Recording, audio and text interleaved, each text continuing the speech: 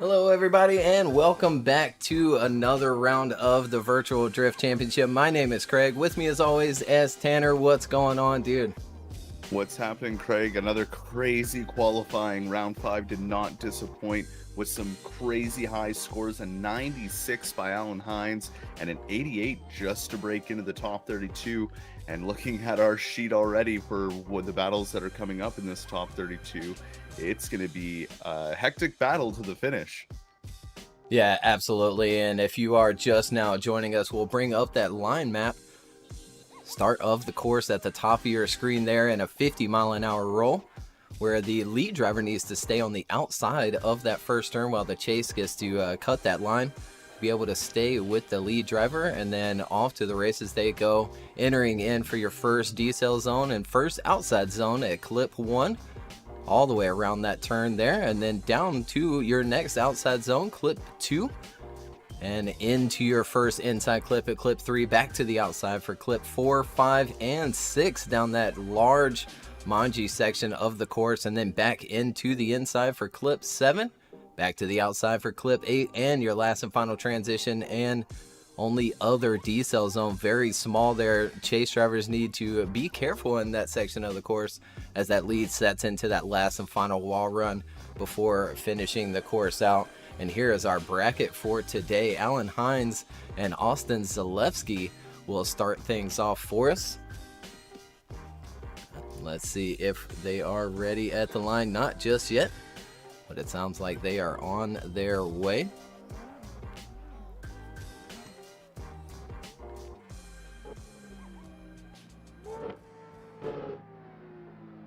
On their way they are. Oh, or not. On their way one is. The other one must have accidentally hit his back to pits button there. So we wait for him to come back around. There he is. So in the lead position there is Hines in that Pro Drift Academy S15. And beside him, Austin Zielinski in that A90 Supra. Now a little different today as, again, there is no semaphore. This is a 50-kilometer-an-hour roll around the corner, and once you see the yellow line and you are past it, you are allowed to get on throttle. And here we go, the first battle of round 5, the Virtual Drift Championship. Great initiation by Hines, as Zielinski having to take that tighter inside line to regain that proximity as they come down the hill through inside clip 1 out to this Manji section. You gotta leave the room here for these couple transitions that happen back to back to back as they come down into the next inside clip. And look at the pressure that Zielinski is putting onto Hines, not letting him go at all, and has been stuck to his door since the initiation. Yeah, holy moly, what a start. As we go back to this replay, Hines out front, leading Austin through this course. Settling into the first outside zone very nicely, but look at there along the bumper is Austin in that chase position. Both of them flying through the course on a fantastic line here. Very well set by up front, and again right along the bumper through these transitions is Austin in that chase position, really bringing the fight to Hines as he backs off a little bit and then eases back on into that pocket before finishing the course out.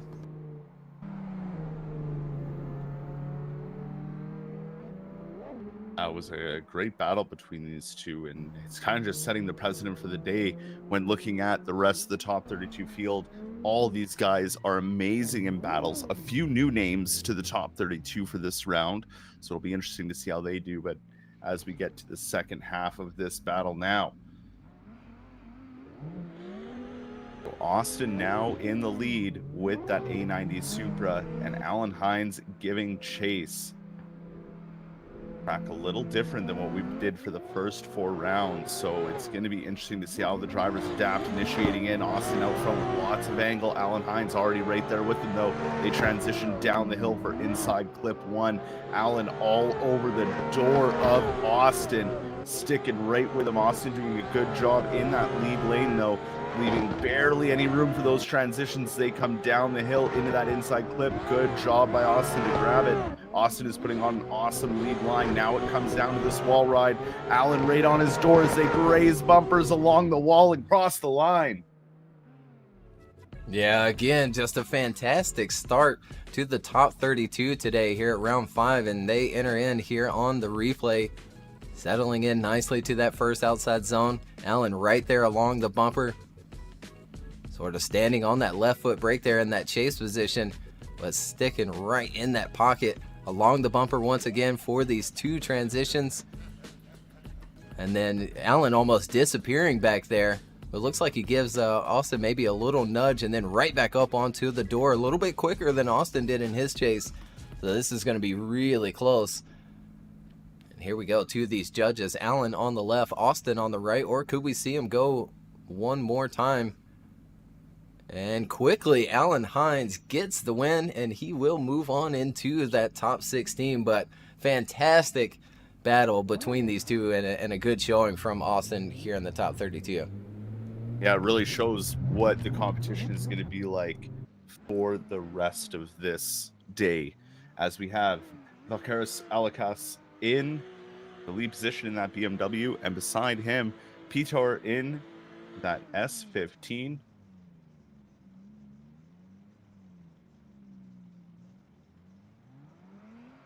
Vakaris getting 16th in the top 32 and 17th for Peter, so this should be a very close battle between the two.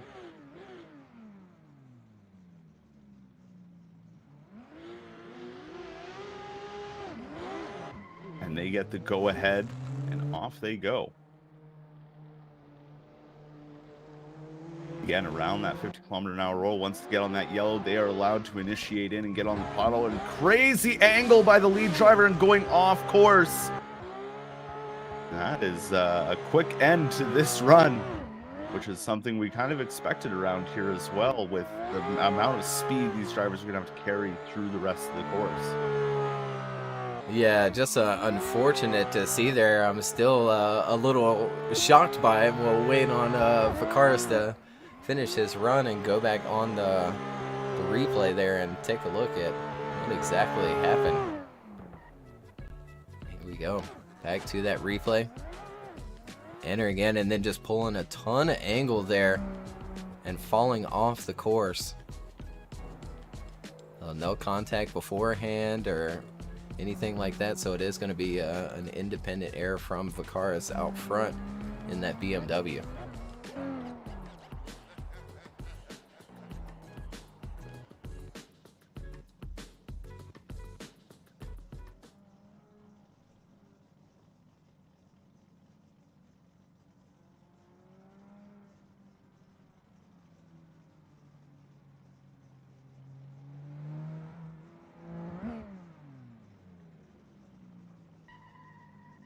Finally, Vakaris is back around at the start line, and they're ready to start very quickly the second half of this battle with that sad off track, off the initiation that Vakaris had. So now we have Peter out front, and he's ready to go as they come around that 50-kilometer-an-hour roll, hit the yellow line, get on throttle, and let's see if Peter has a better initiation. Already a huge gap from Peter to Vakaris in that lead position as we see Peter come flying down the hill into that first inside clip, and Vakaris just having a problem trying to get up on the door, unlike as we saw in the previous battle, just leaving a lot of space. And whoa, Vakaris almost getting right out of shape there, but holding it together as they come through that last outside zone, and now onto the wall ride. Vakaris starting to push up onto the door of Peter, but Peter just doing exactly what he needed to do to take home that win. Yeah, he certainly did, and seemed to have really good pace through the course, which might help him later as he's going to move on into the top 16. We'll take a look at this replay, and Peter just doing a fantastic job out front on a really good line, and again, really good pace through the course, making it pretty tough for Vakaris to reel him in and get settled into that pocket. Does so a little bit there in that second to last outside zone. And another smooth transition. And there they go across that finish line. We'll go to these judges. Vakaris on the left, Peter on the right, but there they go. Unanimous decision. Peter gets the win. Another rookie coming in midway through the season from DCGP, moving on into the top 16 today. We already have our next battle at the line ready to go. William Holloway in the BMW up against up against Mark Pretty. Sorry, I saw Supra and went, oh, Quire Bentley.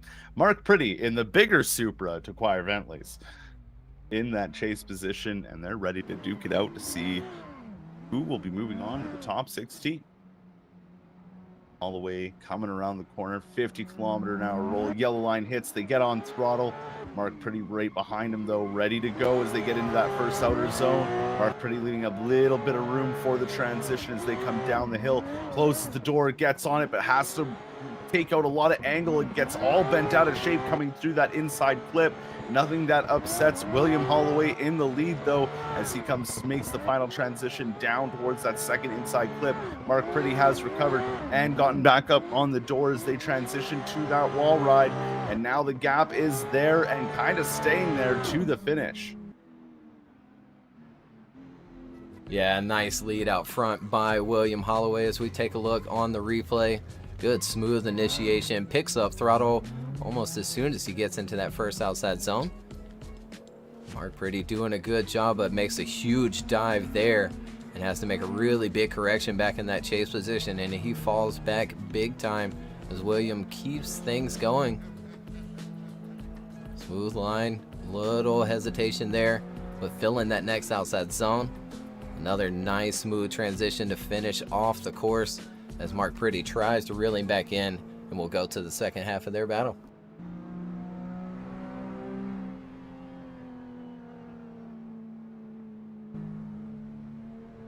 Yeah, definitely interesting start to it. I mean, with Mark Pretty getting bent all out of shape, they're just gabbing too much speed into that inside clip. So we'll see if he can put together a better lead run here.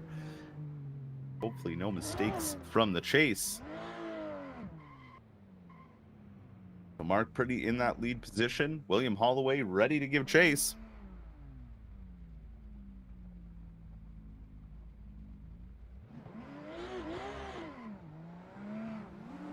Off they go for that 50-kilometer-an-hour roll. Hit the yellow line, get on throttle. Let's see you send it in, Mark Pretty. William Holloway already right there, but hits the front of Mark Pretty. Mark Pretty tries to hang on the best he can. Transitioning down the hill, Mark Pretty does hang on and keeps going. William Holloway back on the attack as we see Mark Pretty here doing a good lead run. Mark Pretty is really good out front as they come down into that inside clip, but William Holloway is really trying to take advantage of these transitions and get back up into that proximity bubble right before the end of that wall ride. But will that contact be enough to force the hand?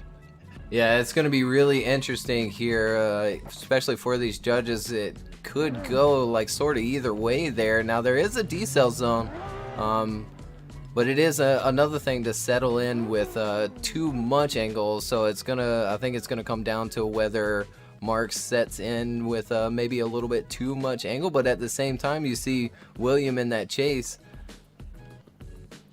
settle in with hardly any angle at all and really making a dive there through that decel zone.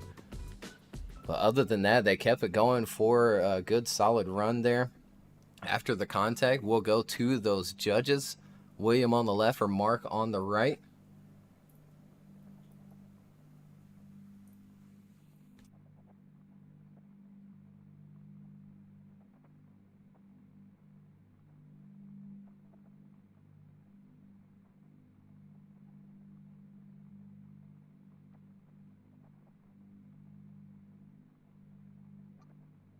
And we'll give these judges some time here to deliberate. And we've got a one more time.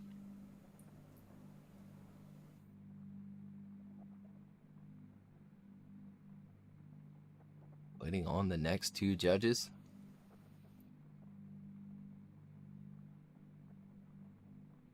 Ed goes left, and we are going to have a one more time between these two drivers.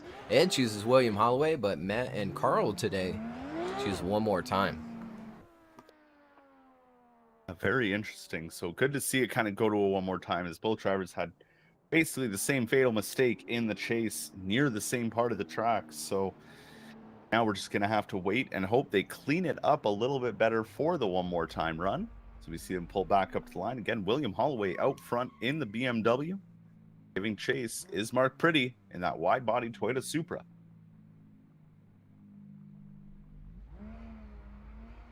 And who doesn't like a one more time? More drifting for everybody, especially here in the fair top enough. 32. Yeah. Yeah, especially with how tight this field is. It's going to be happening a lot today, I suspect, as we see them initiate in. William Holloway, great initiation, but the massive surge from Mark Pretty. Maybe a little contact. Maybe he backed out of it right at the last second. No contact this time, though, through that inside clip from Mark Pretty's chase. William Holloway still doing a good job out front, putting the BMW where it needs to go. Mark Pretty not letting up, though, trying to get as close as he can to him as they go through one last transition. And now the wall ride to the finish. Can they keep it together? And a lot closer this time was Mark Pretty to William Holloway. Yeah, he sure was right from the start, too. And it was really close to some contact there. I'm not sure if it actually ended up happening, as Mark backed out of it pretty quickly there after initiation. Starts to wash a little bit there coming into the first inside clip, but does a good job to stick with William Holloway out front. He does drop back a little bit there in that Manji section, but then reels him back in along that inside clip. Good transition across as well. Leaves enough room for that lead to make that transition, and then reels him right on back in.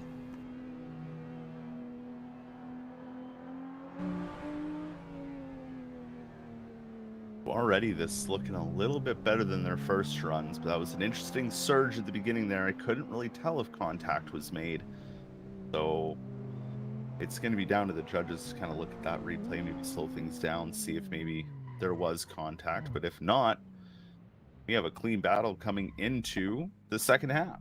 Mark Pretty out front, William Holloway giving chase. Here they go. Get to watch them nicely dance around these cones. And on to the power they come. Mark Pretty out front. William Holloway giving chase. Mark Pretty already a lot closer. William Holloway's definitely trying to be more aggressive in that chase position. Mark Pretty out front, though, putting that Supra where it needs to be. A bit of a gap there coming down off the inside clip into this Manji section. Leaving just a little bit of room was Holloway as they come into that next inside clip and down to the second to last outer zone. One more transition and onto the wall. Into the wall goes Pretty, but it doesn't upset him, and that gives enough chance for William to catch up and grab that pocket of proximity. Yeah, interesting finish there as we go back to the replay here. Smooth initiation this time from Mark Pretty out front, and Williams sets in nicely with a little bit less angle, but stays in that pocket.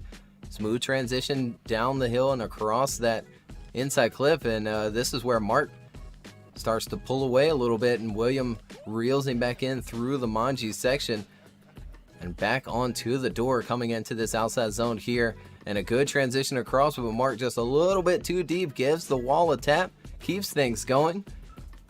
But will that be the deciding factor as we go to the judges here? William on the left, Mark on the right. Will we have a winner this time?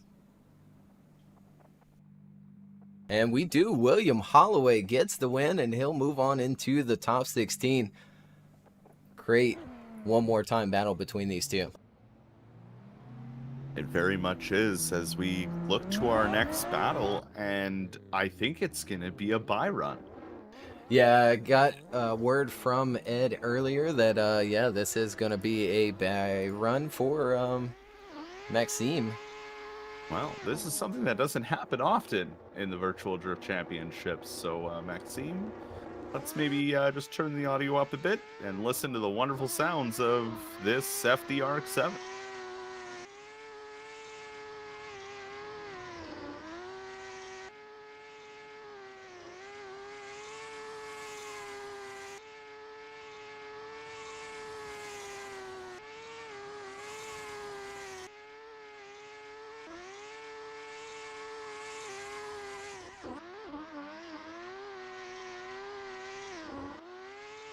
Onto this final wall and finish out his bye run. No, it's not the prettiest sound in the world that Assetto offers, but yeah, sound's a sound at the end of the day. Absolutely, and that's, I believe, going to round things up for the first group of top 32. Zach O'Sullivan and Mustafa up next. This is going to be a really exciting one between these two.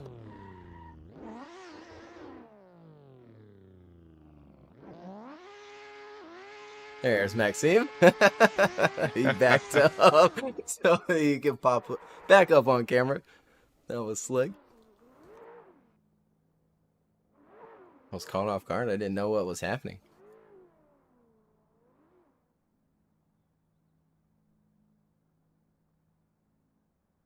We wait for all of them to load in. We just want to thank everybody for joining us here for the top 32, round 5.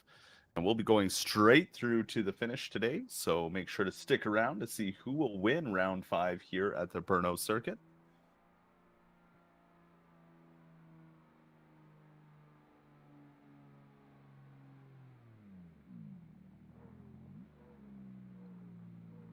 A little bit of trash talking going on in Discord before the battle. Well, there's one guy who needs to advance today. It is Zach O'Sullivan. Sitting on top of the points leader right now is Zach. So he's the only one that has it all to lose. In the chase position is Mustafa Amine, who is no stranger to crazy and close battles.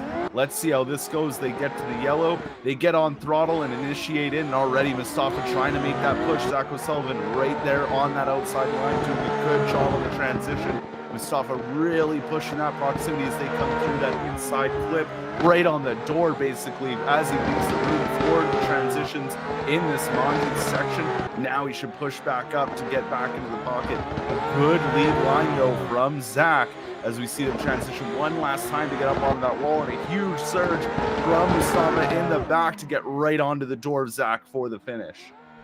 Yeah, what a first half of this battle here as we go back to this replay. Zach up front, entering in nicely, but Mustafa right there, giving up just a little bit of room, waiting on that transition.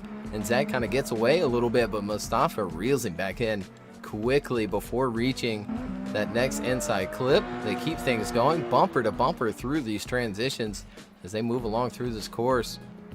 Right along that inside clip is Zach out front, leading Mustafa through this track nicely, and there Mustafa right back up onto the door.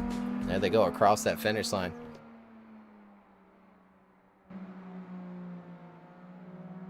Yeah, very close battle between these two in the first half.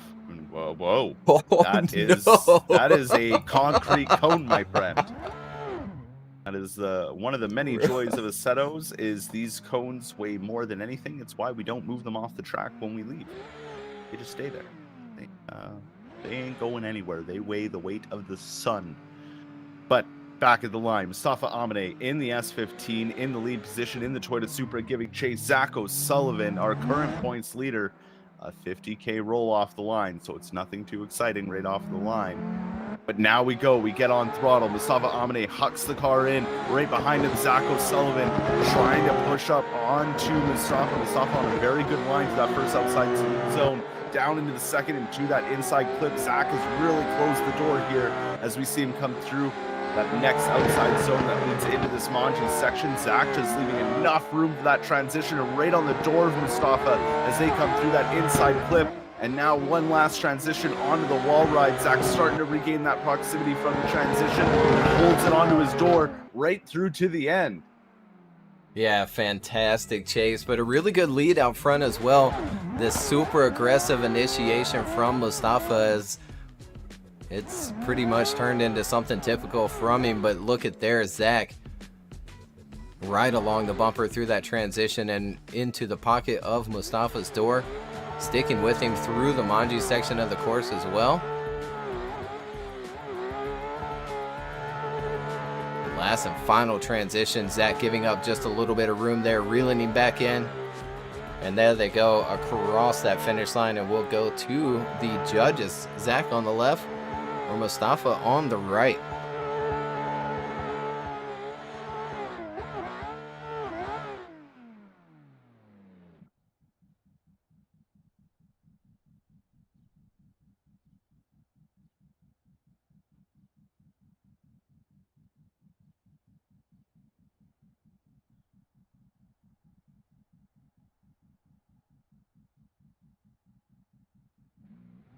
And there we go. Zach O'Sullivan gets the win. Unanimous decision from those judges.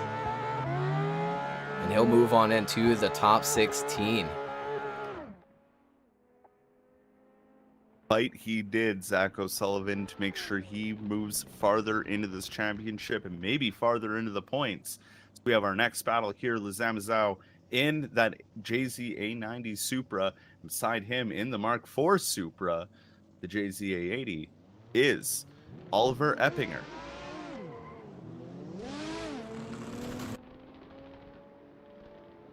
Another great battle to come to us. Lazam is no stranger to these battles, and neither is Oliver, as they initiate in. Good angle right off the hop there from Lazam, but right away is Oliver onto that door as they transition down the hill to that inside clip. Oliver really putting on the pressure as they come down the hill into that outside zone for the Manji section, leaving that room for the transition. Now into the next inside clip. Oliver putting on the pressure again as they transition one last time onto the wall. Little bit of gap, but not by much as they come across the line. And again, another really good start to this top 32 battle as we go back to this replay. Lazam out front, being chased down by the older Supra of Oliver Eppinger. And Oliver doing a really good job back there as he sticks with him through those first two turns of the course. Backs up just a little bit for that Manji section, and then reels him right back in around that inside clip. Giving up just a little bit of room there and jumps back up onto the door for that last and final transition, and there they go along that wall and finishing out the first half of their battle.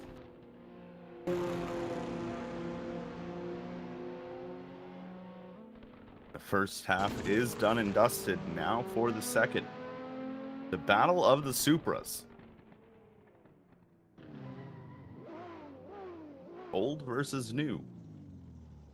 Oliver Eppinger now out front in that lead lane, and Lazam ready to give chase. Off they go, 50 miles an hour around the corner. Yellow line on throttle. Oliver Eppinger gets the car to angle.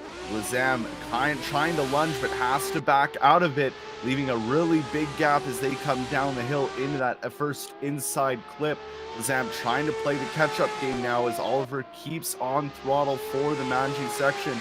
And now Lazam made up that proximity and has to try to get that car to slow down to avoid hitting him through that second inside clip as they transition to the last time onto the wall ride. And there's Lazam making that push to get onto the door of Oliver Eppinger just before the finish. Yeah, he sure did, and we'll go back to the replay. Oliver out front this time in that A80 Supra, being chased down by the A90 and getting away big time in those first two outside zones as Oliver Eppinger in that Supra.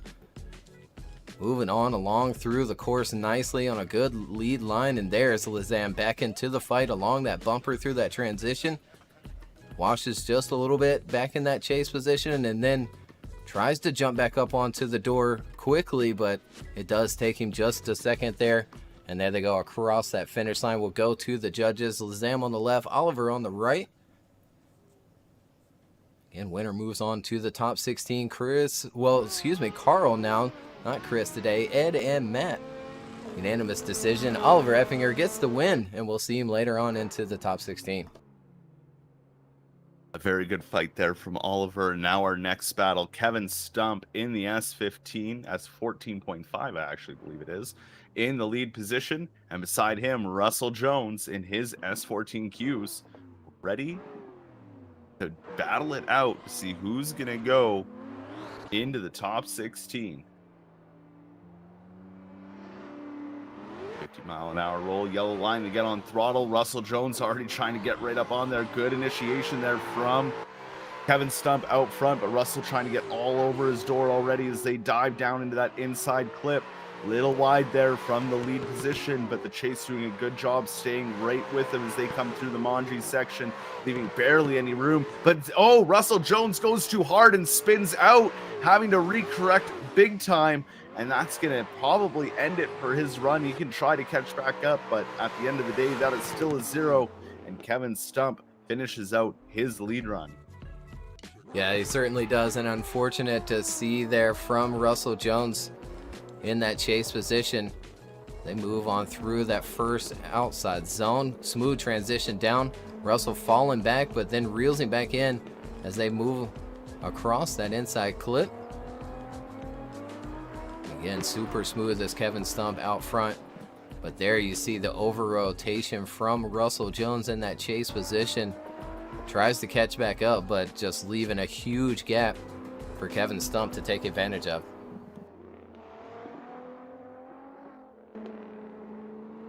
Well, there is second half to this battle, and anything can happen within that time. Russell Jones just getting back to the line. He will be leading the second half of this battle.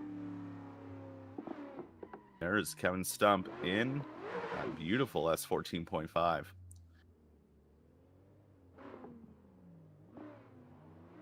They get the go-ahead. Off they go for their roll.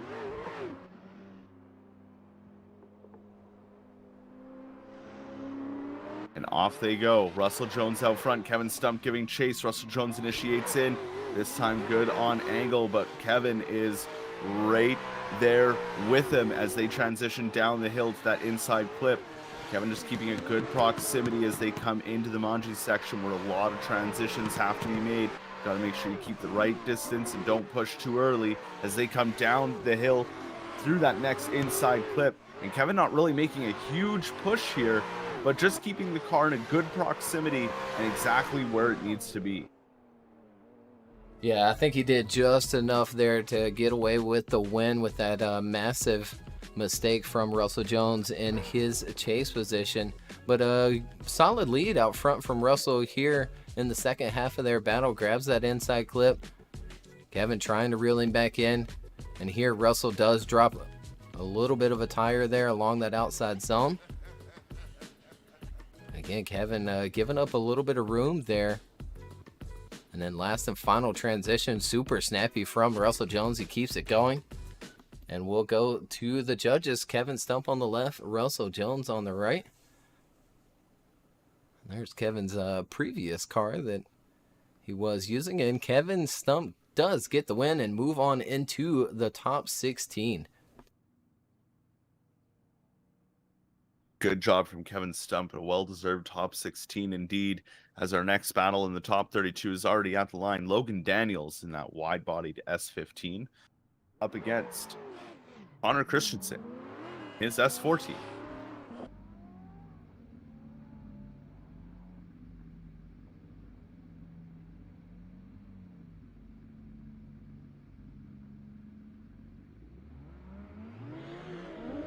All right, and the judges give them the go-ahead. Again, Logan Daniels out front, Connor Christensen giving chase.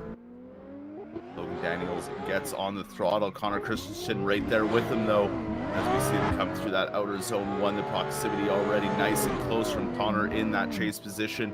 A decent line so far, but missing out on that inside clip was Logan Daniels as they come into the Manji section now, getting through these outer zones. Connor keeping right there with him as Logan Daniels does miss out a little bit more on that second inside clip, but Connor is all over him and closing that door big time as they cross the line and finish out the first half of this battle.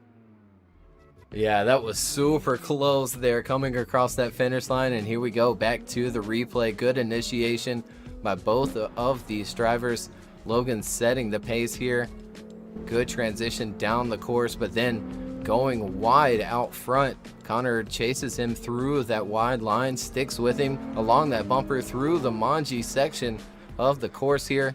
Logan again just flying through the course, missing out on that inside clip just a little bit. And there we see Connor reeling back in. And there they go across that finish line for the first half of their top 32 battle. Well, we knew this top 32 was going to be a wild ride, and so far it has been. Now we'll see what happens on the second half. Connor out front, Logan ready to give chase.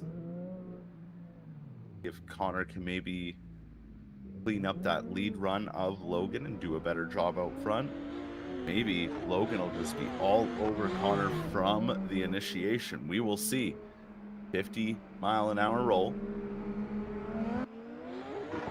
And off they go, initiating in. Connor Christensen right behind him. Logan Daniels. Logan Daniels already trying to get up on that door as they come through the transition to the next outer zone and down to that inside clip. And through the inside clip beautifully was Connor out front. And Logan just sticking right there in the pocket as they come through this Manji section. Again, leaving no room on those transitions. Playing a very dangerous game, very good through that inside clip, but Logan Daniels going a little wide, setting him back just a little bit as they come onto this wall ride and leaving a bit of proximity there between the two at the finish. Yeah, really nice lead out front from Connor Christensen this time, setting into the edge of that track there, but Logan right there along the bumper through those transitions. Really nice along that inside clip is Connor, which Logan missed out on that inside clip in his lead position. But Logan staying with him through the chase here and falling back just a little bit there.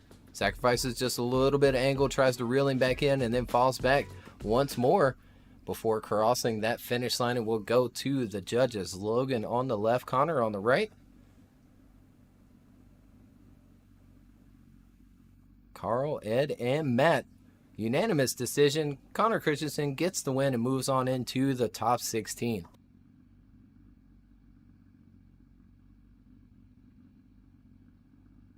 What a great job there for Connor Christensen. Just, capitalized on his second half of the battle there on what his original chase or lead run. The lead run from Logan did wrong. He did better. Yeah, absolutely. And both aspects, really. Connor did a fantastic job in both his lead and chase. And that's going to round it out for the second group of the top 32. Third group is loading in now, and it looks like almost everybody has made it in. We'll bring up the current bracket here and how it's played out so far.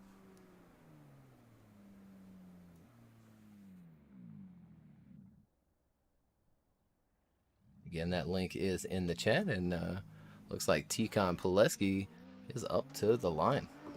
Yeah, Tikon Poleski out front and Artem Matsushenko ready to give chase.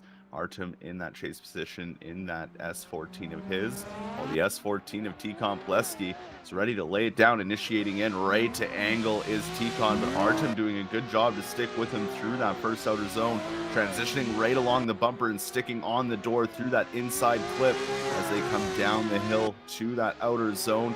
Not as much angle from Artem in that chase position, but sticking right in the pocket is Artem as they come through that next inside clip, doing a great job as Tikon Poleski as they come through that final wall ride section and pushing real hard as Artem as they come across the line. And Artem spins right after the finish, but hangs on to it.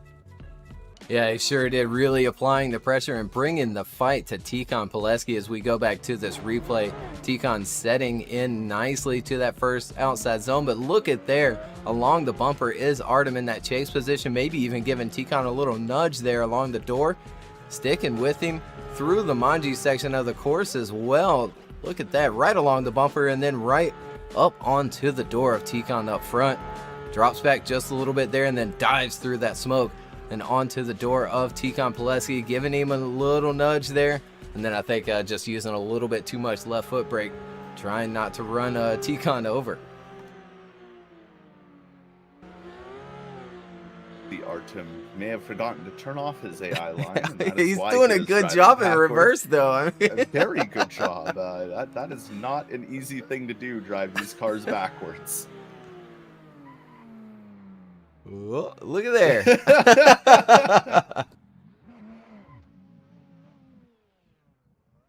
Now they're back at the line for the second half of this battle. Who will be advancing on to the top 16? Will it be Artem? Will it be Tikon Poleski?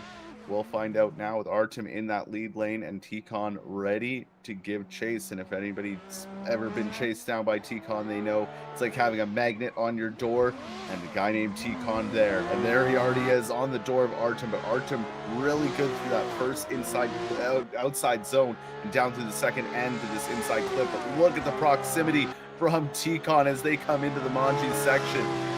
Tikon just taking any opportunity to put it onto the door of Artem. Artem is on a good lead run here, but just the sheer aggression from Tikon Poleski all the way through to the end is just wild. Yeah, holy smokes. We'll go back to the replay. Artem out front and doing a really good job out front. I mean, he sets into that edge of the track there. Does give up maybe a little bit of angle, but Tikon sticking right there with him and then jumps back onto the door for turn 2, sticks with him and does a little bit better job there leaving that outside zone 3 than Artem did in his chase position, sticking with him through the second half of the course as well, jumping back up onto the door for the last and final outside zone, staying with him. But look at there, Artem out front filling that last and final outside zone. Will go to the judges, Tikon on the left or Artem on the right, or could we see him go one more time? And no, it is going to be a unanimous decision. Tikon Poleski gets the win, moves on into the top 16.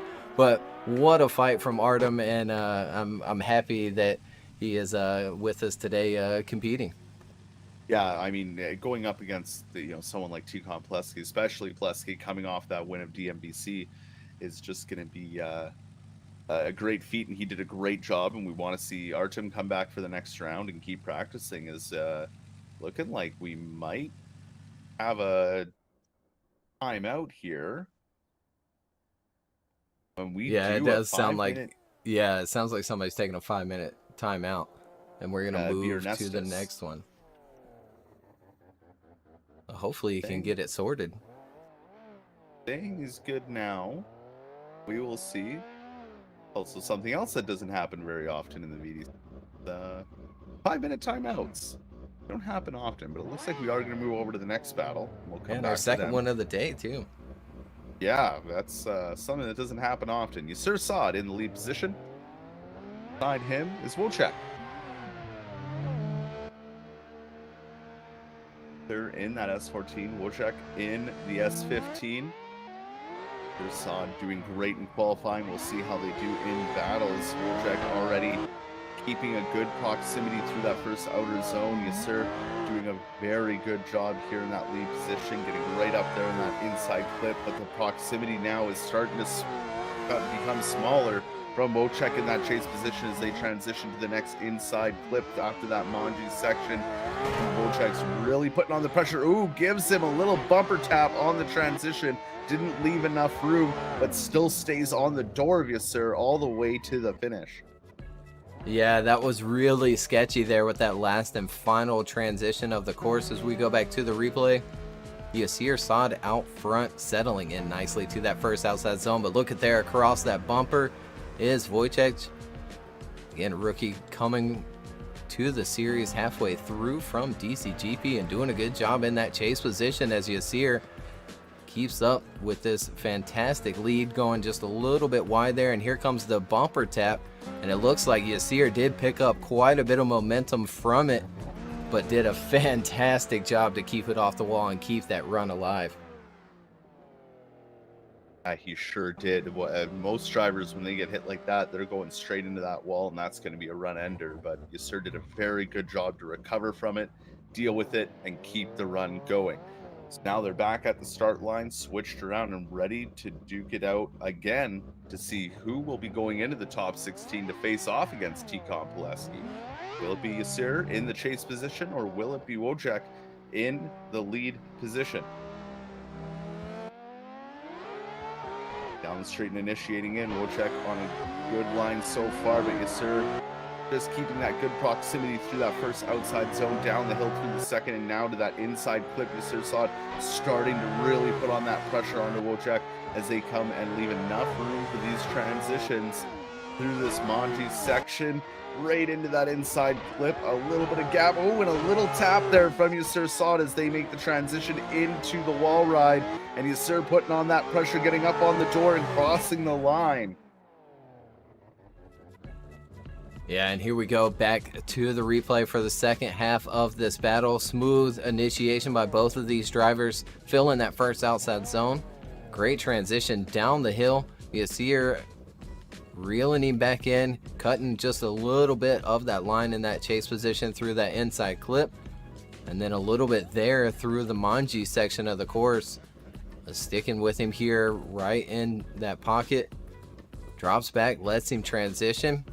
They keep it going, and just filling that last and final outside zone is Wojtech, and we'll go to the judges here. Yasir on the left, Wojtech on the right.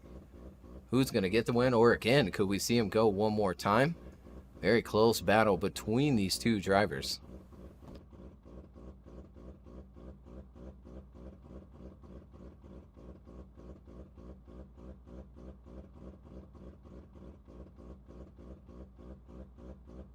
There we go. One judge, Carl, replacing Chris today. Chris not feeling well, so we hope he feels better. And there it is, one more time. Ed and Matt choose one more time, so we'll get to see him face off once more. A very close battle between the two. I mean, the only mistake I can really point out was that bumper tap, but then again, the contact from Yasir in the chase position as well. So very close between the two of them.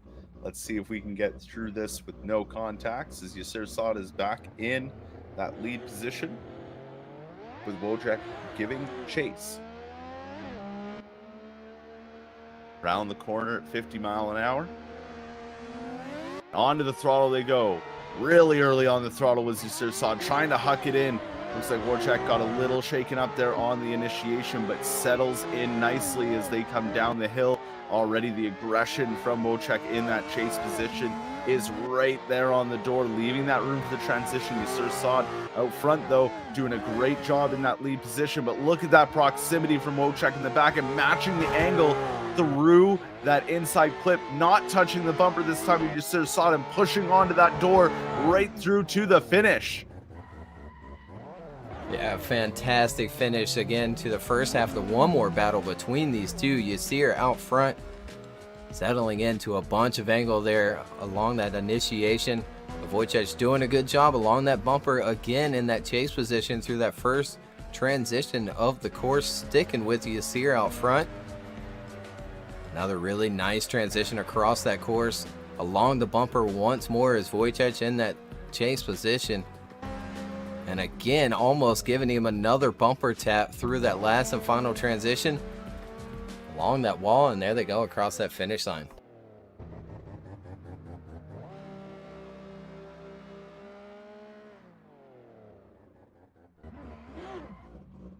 Back around to the front they are.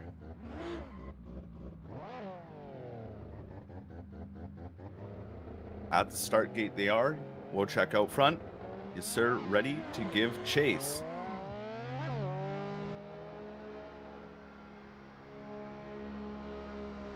A very tight lead battle from Yasir. Let's see how the chase position goes. Right away, Wojtech there, but whoa, Yasir trying to get right up on that door. Had to back out of it a little bit to make this transition happen. Yasir getting right up into the door of Wojtech. Now again backing out just a little bit to leave room for that transition. Wojtech on a great lead line here. Right away, there he goes, matching that angle through that final inside clip, leaving the room for that transition for the wall ride. Can Yasir get up there in that proximity? He does, maybe a little tap there at the end as they cross that finish line. Yeah, it did look like Wojtech gave the wall a little tap there up front. And here we go through the replay. Yasir jumping up onto the door quickly, drops back along that bumper this time, really dives for it in that chase position, but then backs the car back up into the right line, sticking with Wojtech this time through this manji section of the course, and then here, just diving up onto the door through that smoke, sticking with him, drops back just how he needs to in that chase position, and then reels him back in. There they go. Tapping doors as they cross that finish line. We'll go to the judges once more between these two drivers. Yasir on the left, Wojtech on the right. And Wojtech, Vavrinka is going to get the win and move on into the top 16.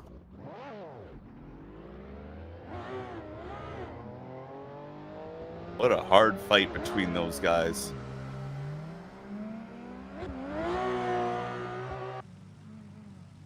We have our next battle at the line already.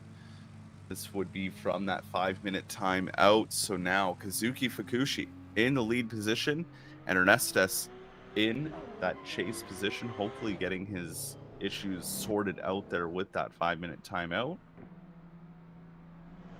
50 roll, and then off they go. Initiating in, Kazuki out front, getting chased down there by Ernestos, and looking good so far through that first outer zone. Ernestos doing a good job to keep that proximity as they come down into that outer first inside clip to the next outer zone for the start of the Manji section. Leave the room for the transitions. Ernestos right there along the bumper, almost trading paint with how close they were coming through that inside clip and the second to last outer zone onto the wall ride. Ernestos really putting it onto the door here of Fukushi as they come across the finish line. Yeah, really glad to see Ernestos make it to the line after watching the first half of this battle. Fukushi settles in with a little bit of gap there, but quickly as Ernestos reeling him back in along the bumper through that first transition, sticking with him through turn 2, filling that next outside zone is both of them. Fukushi giving up a little bit of room in that zone. Tied along the inside clip as Ernestos sticks with him in that chase position along that bumper once more and then reels him back in. And there they go across that finish line for the first half of their battle.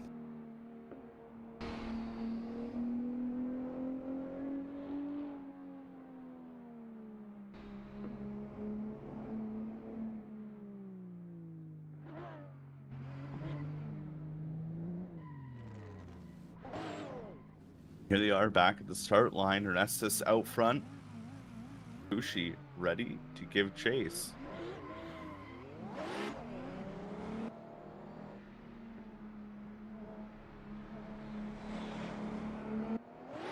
Here they go on the throttle after the 50 roll, right to angle, maybe too much angle, but oh, Fukushi backed right out of it and got into opposite lock there as we see Ernestos out front. Not sure if that was Ernestos getting on too much angle, Fukushi backing out of it, thinking he was going to spin out. But we'll see what the judges decide off of that as they stay in it. Fukushi sticking right with them like nothing never happened as they come into that final wall ride and finish out the run here. That is going to be an interesting one for the judges to decide. Yeah, and we'll take a look at it here on the replay here. Entering in, picking up throttle early as well. And yeah, it seemed like there was plenty of room between the two drivers there. And maybe Kazuki just getting on to a little bit too much of that foot brake, shutting the car down, but then gets back into it. And that's just looking good so far in the lead. Goes a little bit wide there, grabs the next outside zone. And then transitions nicely across the track, leaving Fukushi behind just a little bit as he reels him back in before crossing the finish line. But we'll go to the judges, as I've already heard. They're going to go back and look at the replay just for a second, double check everything. And then we'll get a decision from them. Again, Carl replacing Chris today as he wasn't feeling well. And then Ed and Matt. Which way will they go? Kazuki on the left or Ernestos on the right? And there it is, unanimous decision. Ernestos gets the win, so another rookie from DCGP moving on into the top 16. And a good job there from Ernestos. That was a good, well-fought battle.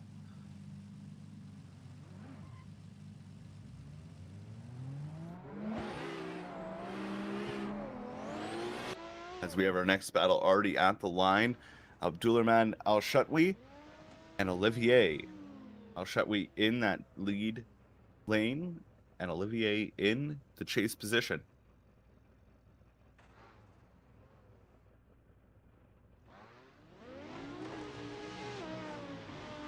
Here they go for their battle. Coming down to the end of the top 32 already. We've gone through this very, very quickly.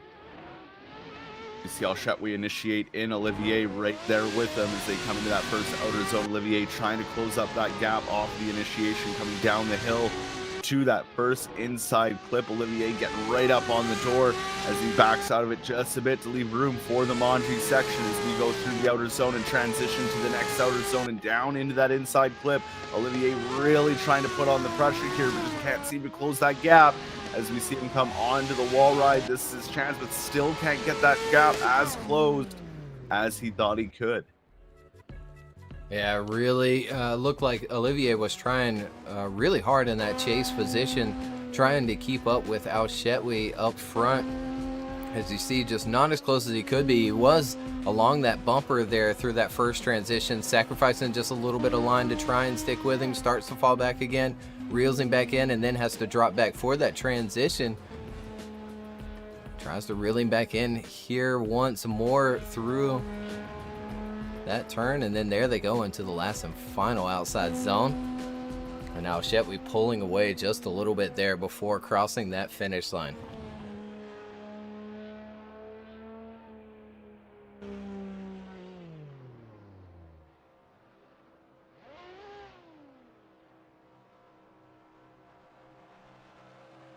Another interesting battle indeed. Is quite curious on where Olivier is at this point. How much you want to bet he's backwards? He is driving backwards. There he is. Man, we even released the track to him with the correct AI line so they wouldn't have to do this. And then, you know. It happens, though. It happens. Olivier out front now in that lead lane. And beside him is Abdulrahman Shetwee. Here they go. Hard to determine who's on the bigger foot here, but let's see if Olivier can lay it down as they initiate in right angle. But Shetwee just pouring into that proximity immediately, leaving some room for the transition. They come down the hill into that inside clip. Shetwee's trying to get all over the door of Olivier. Got to leave that room for the transitions of this Monty section. They come around to that inside clip. Olivier is just right on those lock stops as we see Shetwee just sticking right there with him. Almost the same amount of proximity, but a little closer gets Shetwee to that finish line. Yeah, he really reeled him in hard there at the last and final outside zone.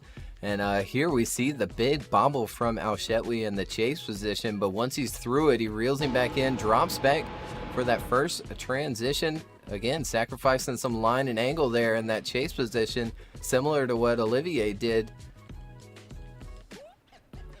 And then flying through the course, you see Shetwee sacrificing a little bit of angle there, trying to stick with Olivier out front, but doing a really good job here in that last and final outside zone along that wall. And we'll go to the judges. Shetwee on the left, Olivier on the right. Or again, could we see another one more time battle here in the top 32?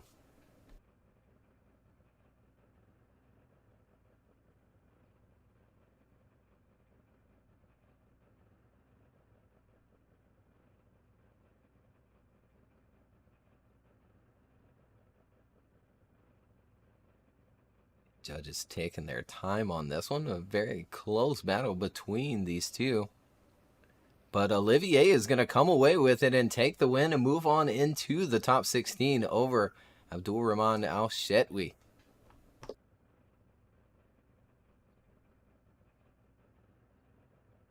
Very hard fight between these two. We come down to our last group of the top 32. We're almost done the top 32 already. This went by so fast. Absolutely. Just zooming through the top 32. We'll pull up that bracket if you aren't following along with the link that's been provided in the chat. And Alexander Jaegard and Augusto Ferreira coming up next. Number 3 qualifier and number 30 qualifying fire facing off against each other. Then Ukash Tasiemski and Victor Alves, Darius Ostrich and Daniel Mora, Abdulaziz Harvey and Masashi Yoshida.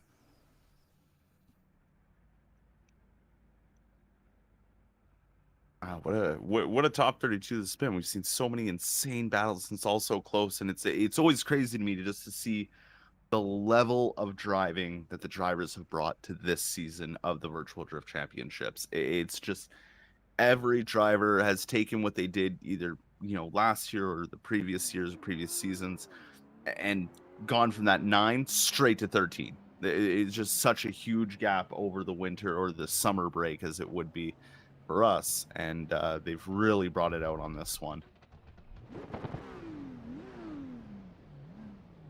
Yeah, absolutely. And already a couple one more time so far here in the top 32. And it looks like our next battle is loaded up and ready to go. We have Alexander Jaegard out front and Augusto Ferreira ready to give chase. Yep, hearing from Snap, we're just waiting on one more to connect so they don't have any hiccups in the middle of their run.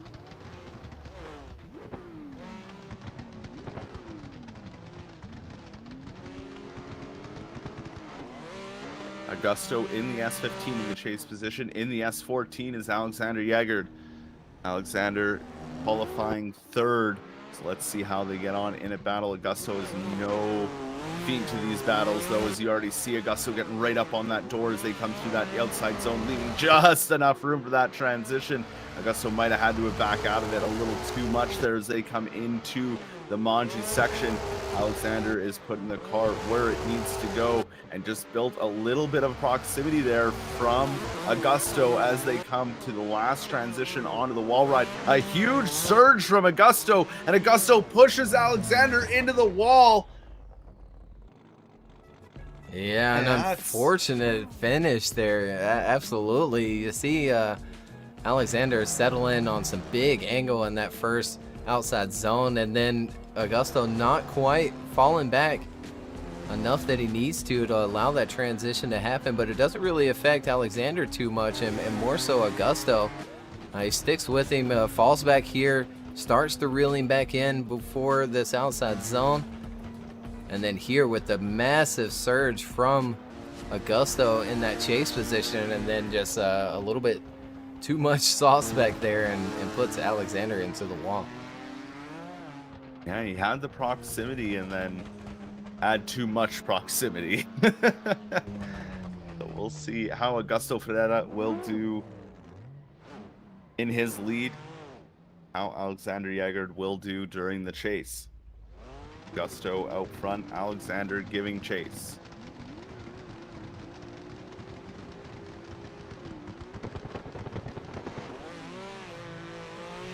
Off they go. Mile-an-hour roll. Augusto gets on the throttle, so does Alexander Jaegard, initiating in along with Augusto as they come through that first outer zone. Jaegard is right there on him as they come down the hill into that first inside clip. Coming around it, beautiful. The proximity from Jaegard, though, is right there as they transition through this Manji section. Alexander Jaegard maybe even playing it just a tad safe here as they come down through that second to last outer zone. Transition one more time onto the wall. A little bit of proximity starting to be gained inch by inch as they cross the line. And here we go back to this replay. Augusto out front this time, and Alexander applying the pressure anyway in the chase position, sticking with Augusto out front. Good transition down the hill. Again, sticking in that pocket of Augusto out front. Augusto dropping a tire there at that outside zone, but keeps things going. Alexander dropping back off just a little bit there. Last and final transition, reels him back in. And this time not going into the door of Augusto and sending that lead car into the wall. And we'll go to the judges. Alexander on the left, Augusto on the right. We're really going to just come down to the contact there in the first half of the battle. And there it is. Alexander Jaegard will get the win and move on into the top 16.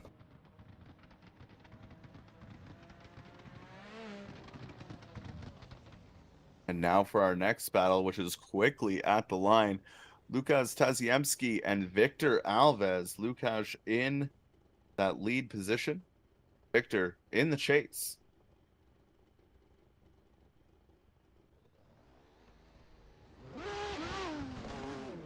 Here they go. Lukas in his gear shift S15. Beside him. Oh. Restart. Yeah, Łukasz Tasiemski actually going too slow through the rolling start there. Well, now I think we've seen it all.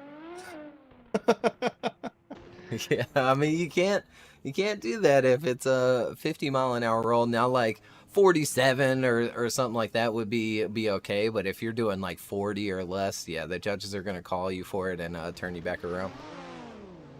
As someone who uses kilometers an hour, I still have no idea what that speed is. 80. 80. Okay. That makes sense now.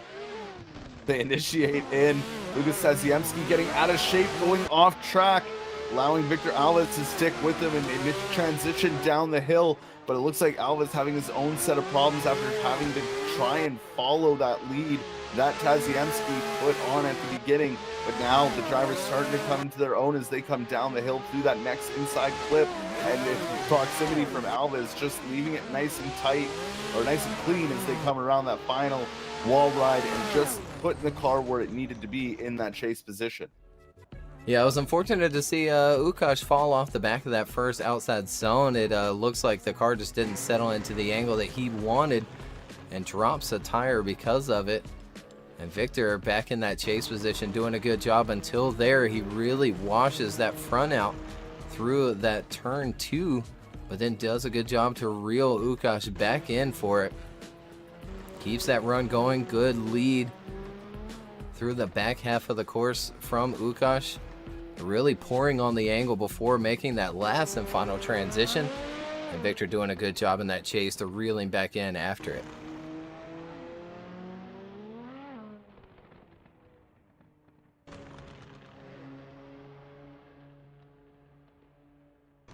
Now we go back to the start gate. Alves in the lead position.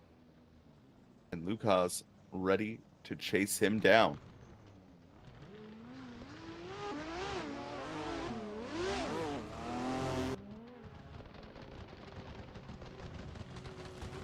And this time, no restarts needed. On the throttle they go. Victor Alves out front. Lucas Tasiemski giving chase.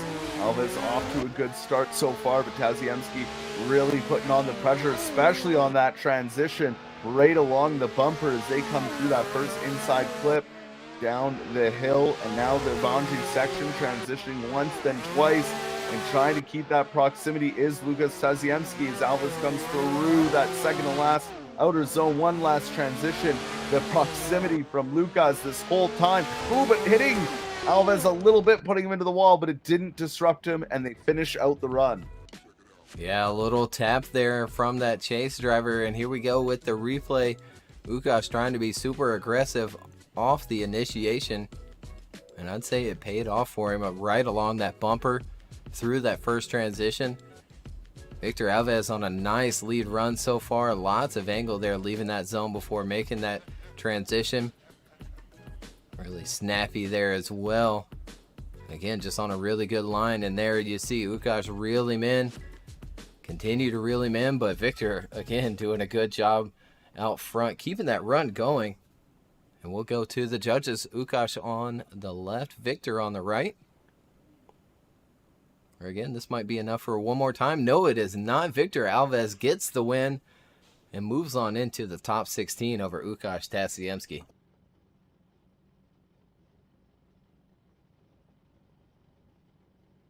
Now on to our second last battle of the top 32. Darius Ostrich in the lead position.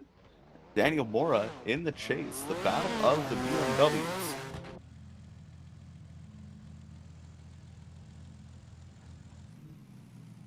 They sit patiently. Wait for the judges to tell them to go. And off they go. Do that 50 mile an hour or 80 kilometers an hour, as I've now learned. Around that corner on the throttle. Darius Ostrich out front. Good initiation. Daniel Mora trying to stick with him as they come through that outer zone. Transitioning down the hill right along the bumper into that first outer zone. A little bit of a washout there from Daniel Mora in that chase position as they transition into the Anji section, coming through to the next inside clip. Little bit of a gap there from Ostrich to Mora as they come into that final outer zone of wall tap there from the lead, allowing Daniel Mora to catch up just at the end. Yeah, just a tap there from Darius, and here we go with that replay. settles in nicely to the first turn. Both of these drivers, Darius proven to once again to be a very strong driver with this lead run out front, doing exactly what he needs to do. You see Daniel wash just a little bit for that first inside clip, but does a good job through the Manji section to stick with Darius Ostrika. Darius coming really close to dropping the tire off the back of that zone, and there you see the little wall tap out front, but finishing out the course strong as both of those drivers.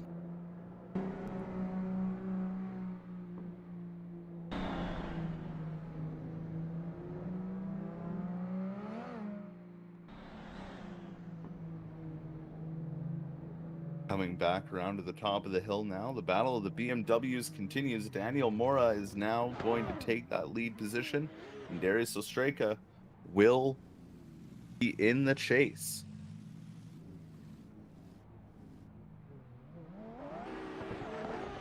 Here they go. Daniel Mora in that black Driftland BMW. In the yellow BMW is Darius Ostrika. Onto the throttle to go. Ostrika already right with Daniel Mora off that initiation, trying to keep a really close proximity. Not as much angle though as Daniel Mora in that lead lane as they come through that inside clip. Now the proximity's there and the angle as they come into the Manji section, making the first transition and the second into that final inside clip. Almost looks like Ostrika pushed them through that inside clip as they come into the wall ride. No wall taps for Daniel Mora out front, but a very close and aggressive proximity from Darius Ostrika.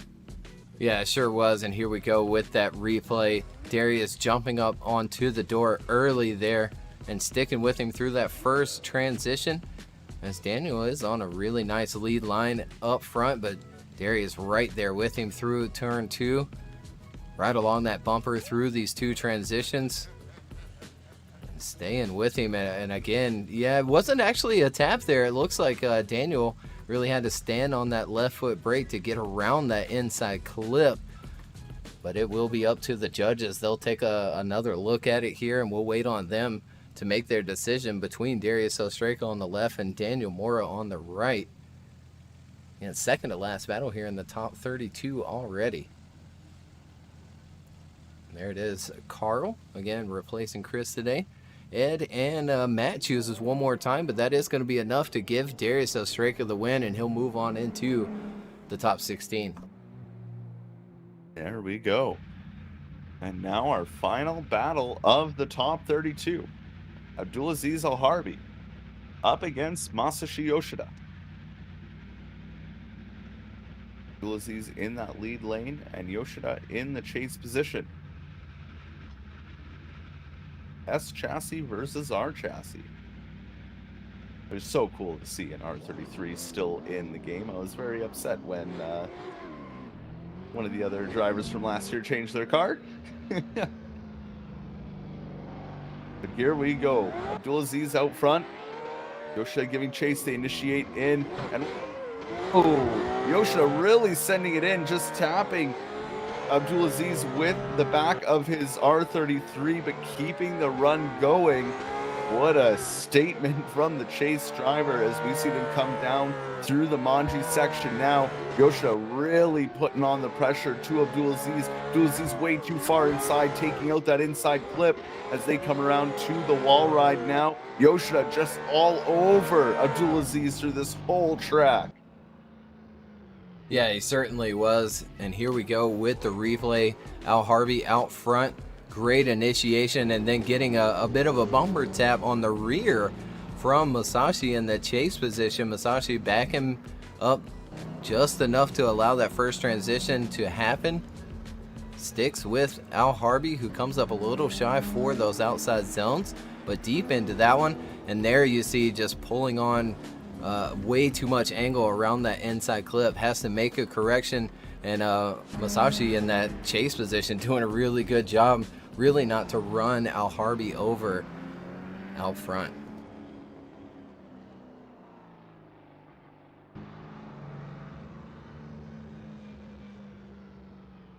Well, there's still a second half of this battle to go. We have Yoshida in the lead position now, and Abdul will give chase.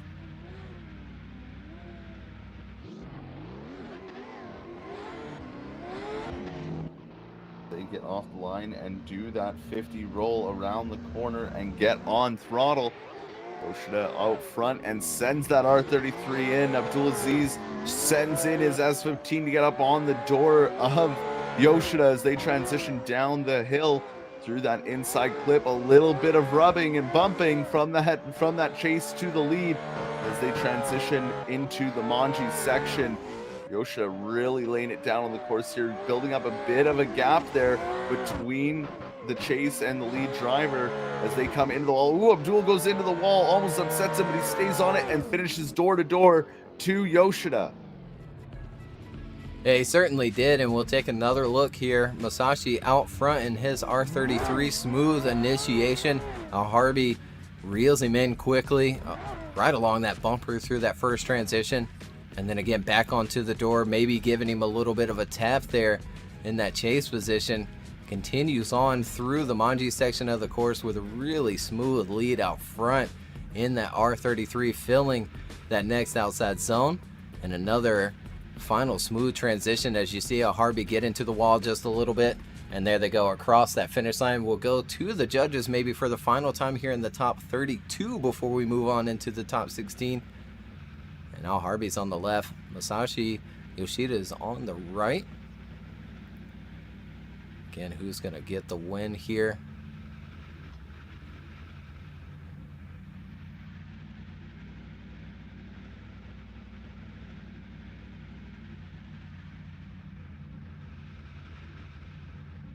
And there they go. Unanimous decision. Masashi Yoshida gets the win and moves on into the top 16. Fantastic battle between those two, but again, just a couple of mistakes I think out front from Harvey is what cost him the win there, and Masashi will move on.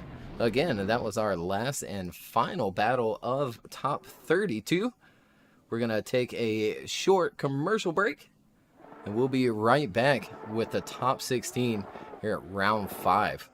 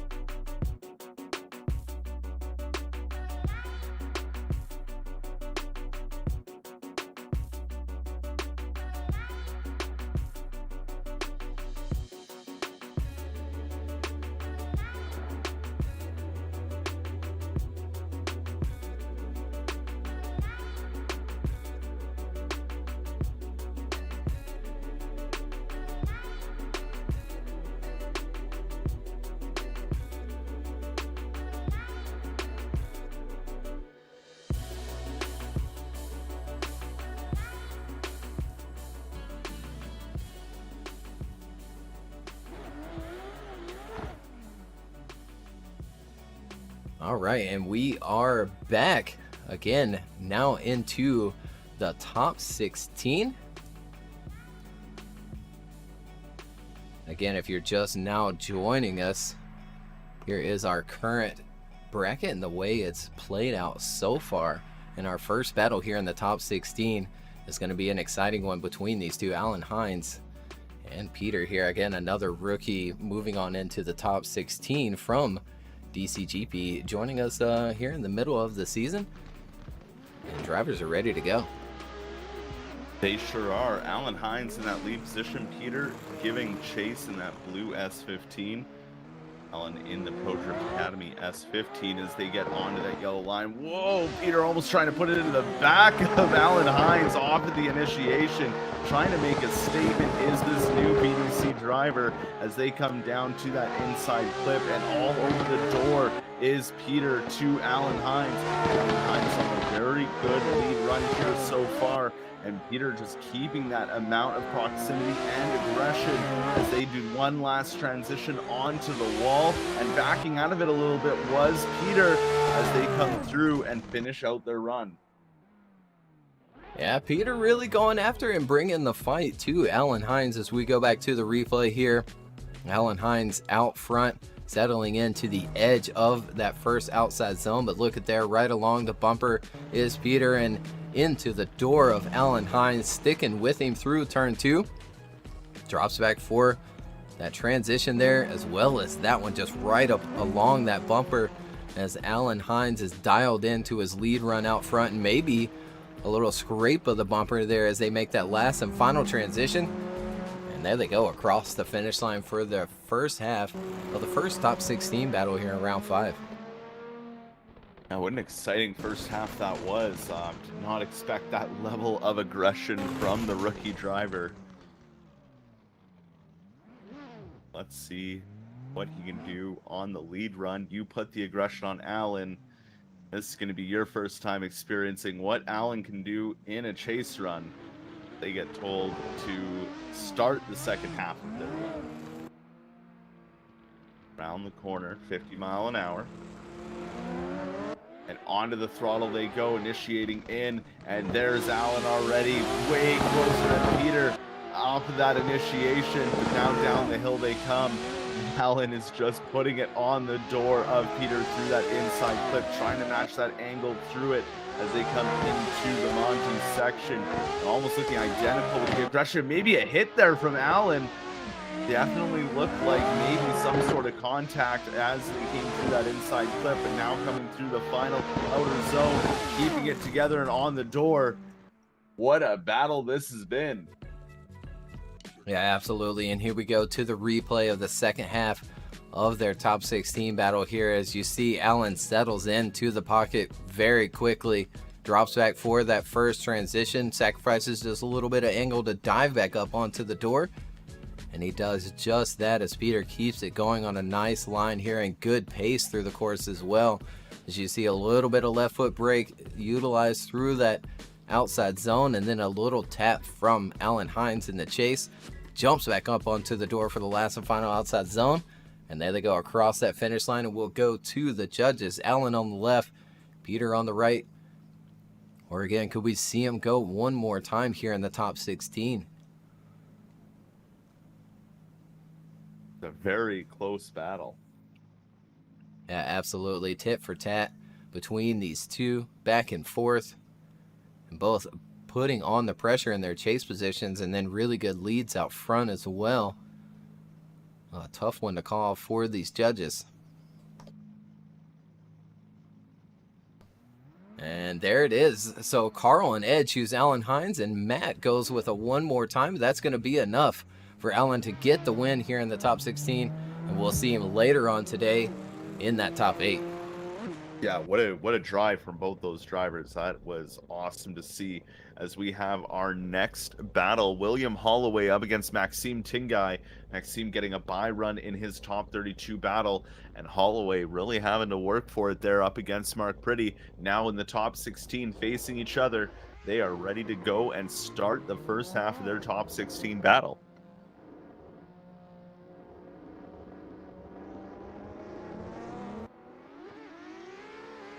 as they initiate into that first outer zone. Holloway out front, big gap established off the initiation from Tin Guy, but now Maxime has really started to gain that proximity back and stick it to Holloway as they come through the Manji section now and into that next inside clip. Whoa, almost driving ahead of him was Maxime, but look at the proximity he held through that inside clip, and maybe doing that just to keep up with the sheer speed of that BMW.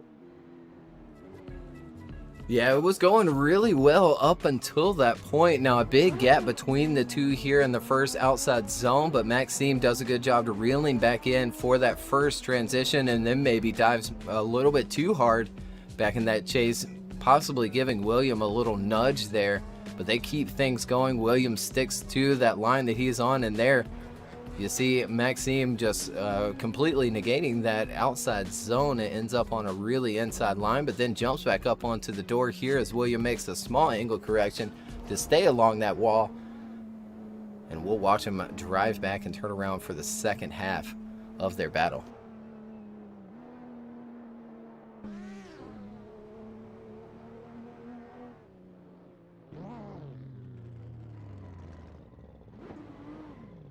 Maxime at the line in the lead position. Holloway ready to give chase. In the FDRX7, William in the BMW. Down the corner they come. And full throttle, and off they go. Maxime T-Guy out front, but already William Holloway right there with him. Maybe dropping a tire, maybe not. Very close though, as they come down the hill off of that transition into that inside clip. Maxime's doing everything he can in that FDRX7 out front.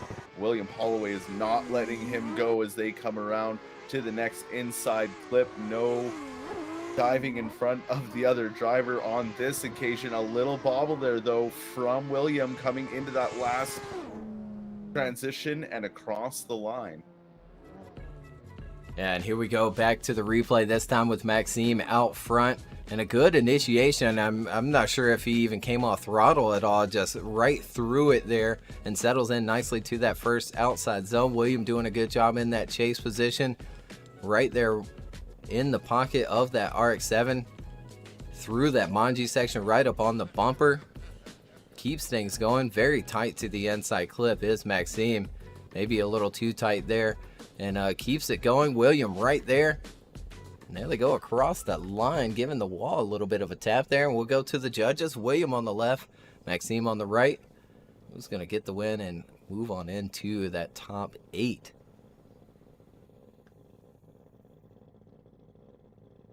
And there it is. William Holloway gets the win. Unanimous decision from all 3 judges. And we'll see him later in the top 8. We sure will. And good job there from William Holloway as we have our next battle. Zach O'Sullivan and Oliver Eppinger. Battle of the Supras yet again. But now it's the battle of the best Mark IV. Zach O'Sullivan out front. Oliver giving chase. Around the corner they come. The current standings leader is Zach O'Sullivan, so he's going to want to maximize his points, but Oliver right there with him. Oh, it goes into the side of Zach, but Zach holds it together as they come down the hill and into that first inside clip. And the run is not over yet, and the battle still continues as we see Oliver right onto the door of Zach O'Sullivan through that Manji section. Zach Sullivan on a beautiful lead line here as they come into this final wall ride section. The proximity is there from Oliver, but could that hit upset the turn of this battle? Yeah, it definitely could, but we still have a second half of the battle. But here's the replay to the first half. Again, that little tap in that chase position from Oliver Eppinger and his Supra, but does a good job through that first transition, sticking with him through turn 2. Zach coming up a little shallow for outside zone 3 and a little bit on 4, but filling 5 nicely, flying across that inside clip. Grabs that next outside zone with Oliver right there in chase. And there they go across that finish line, just door to door, finishing out the first half of their battle.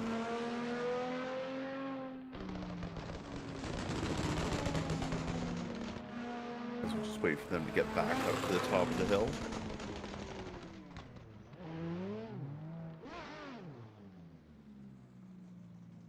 Oliver now in the lead position. Zach O'Sullivan ready to chase him down.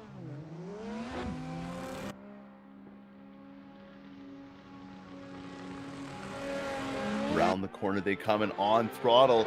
Initiating in is Oliver, looking good out front so far. Slowly reeling him down though is Zach O'Sullivan as he transitions down the hill to that inside clip. Really starting to put the pressure onto Oliver there as he leaves just enough room for that transition into this Manji section. And now the real part of it happens as they both cut that inside clip. Zach just doing exactly what Oliver is doing out front and holding that proximity as they cross the line. Yeah, and here we go. The second look of the second half of their battle. Oliver getting out to a good start there with a big gap between the two. And there you see Zach reeling him back in for turn 2. Oliver a little bit too far inside up front. Zach cutting a little bit of line there, but sticking with him through the Manji section of the course.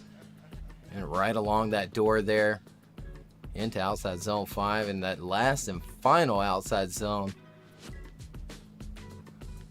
And there they go, finishing it out. We'll go to the judges. Which Supra is going to get the win? Zach O'Sullivan or Oliver Eppinger? In a tight battle between these two. And judges are calling the next drivers to the line, so... Oh. I know, brother. That's a... Okay, yeah, so it is going to be Carl and Matt choose Zach O'Sullivan. Ed goes with it one more time. But again, it's going to be enough to push Zach into the top 8. I was going to say there, I bet you I knew what car was going to win, and it was going to be a JCA 80. But you're not wrong. They made their decision too quick for me to get my joke off.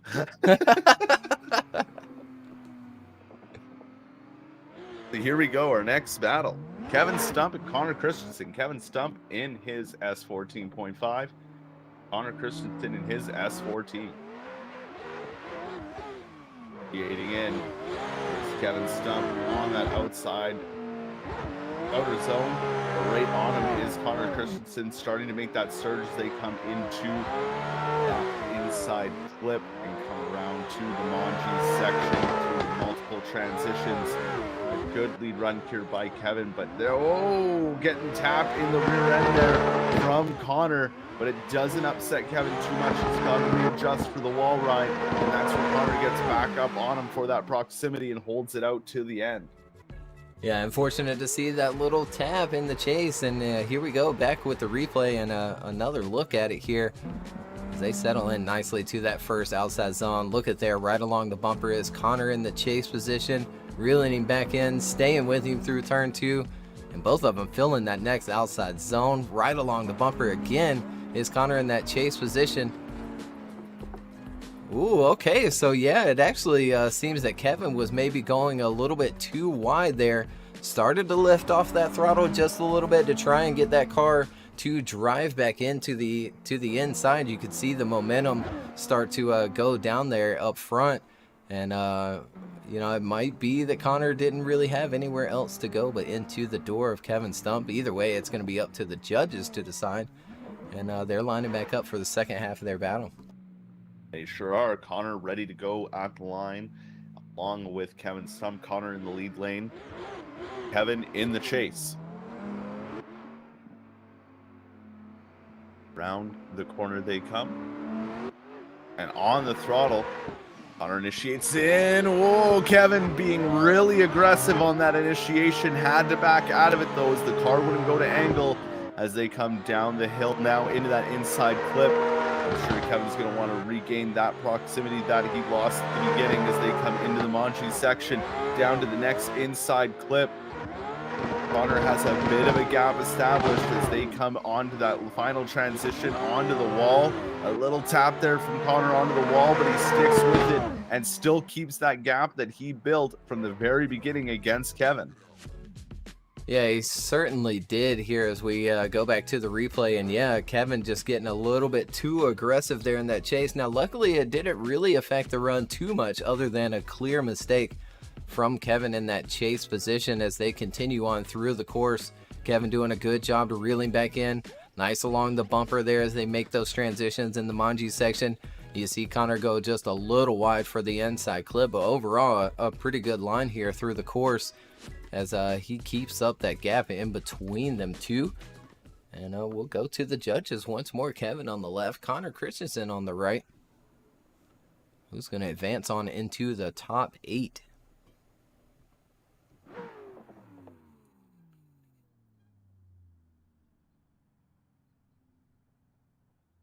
And all 3 judges go for Connor Christensen. He moves on, and we'll see him later in the top 8, but a good fight from Kevin Stump.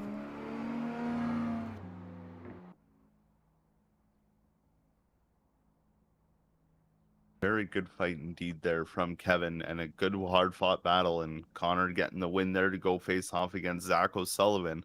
So that'll also be a battle to look forward to. Absolutely, which that is going to round up the first group of the top 16. And up next, Tikhon Poleski and Ernestos will face off. Wojtech, Vavrinka up behind them, facing off against Olivier. Alexander Jaegard and Victor Alves, and Darius Ostrich and Masashi Yoshida.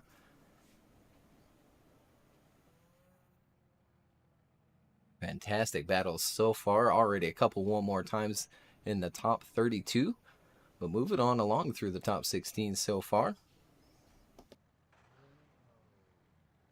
We do have Tikhon at the line, just waiting for Ernestos to get to the line. And it looks like Tikhon's car is on fire for me. I'm not sure what's going on there.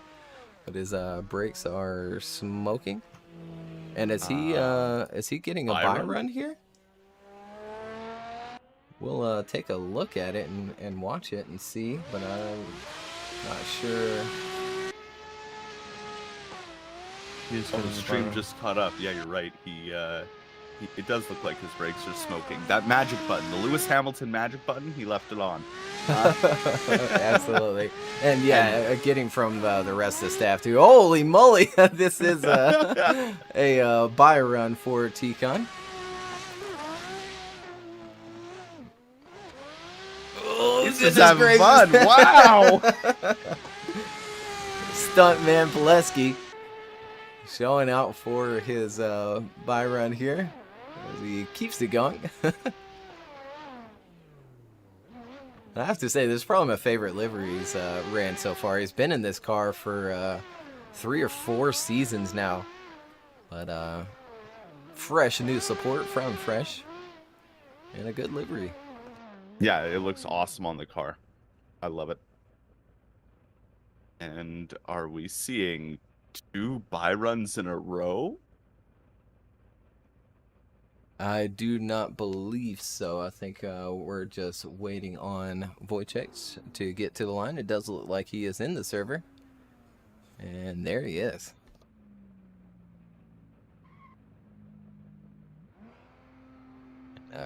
Graphic a little bit backwards there. But our next battle is underway there after Tikhon's big showing of his buy run. Olivier in the lead position and Wojtech in the chase. Here they go, initiating in is Olivier. Good initiation, but Wojtech right there with them as they come down and into the next inside clip. And the proximity from Wojtech onto Olivier is very, very close as they come into this Monty section, just leaving enough room for the transitions here. Now into the next inside clip, both making it through clean. The proximity to Olivier is very, very small as he puts the tire onto his tire, the door onto his door, and a little bumper tap there as they come across the line. Oh man, if we had tire-to-tire contact in a settle, I think Wojtech might have ran over top of Olivier as we go to the replay here, sticking with him through turn 2. Olivier on a very nice lead line up front. But again, Wojtech just right there along the bumper through those transitions and then right back up onto the door. Look at there around that inside clip. Falls back just a little bit for the last and final transition. And then right back up onto the door and the front wheel of Olivier.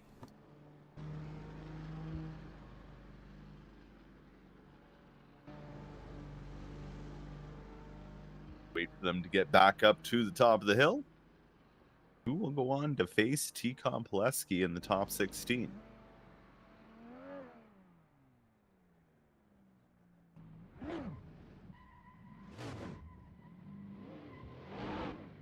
We have Wojtech in that lead position and Olivier in the chase. They are ready for the second half of this battle.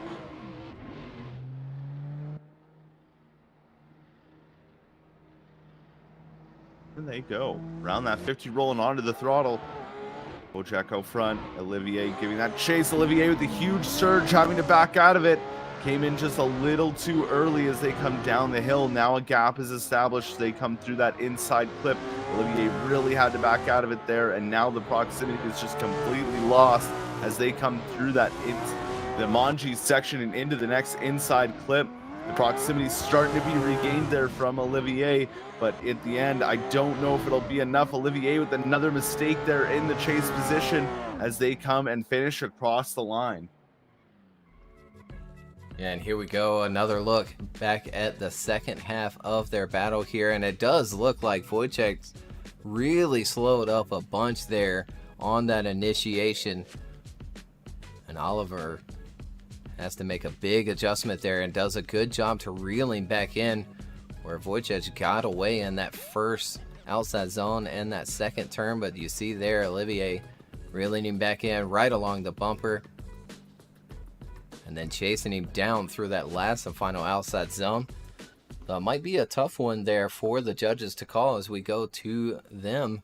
Olivier on the left, Wojtech on the right. And I think it's going to come down to what really happened there along that initiation in the second half of their battle. Will it, even though there is a decel zone, you can't, park the car or use too much brake, and you got to, uphold at least a certain amount of momentum. But is that enough there in that situation where the judges feel like he slowed down too much, or was Olivier diving in a little bit too hard? And so Matt chooses Wojtech, and Carl and Ed choose one more time, so they're going to line back up. We'll see him face off again here in the top 16.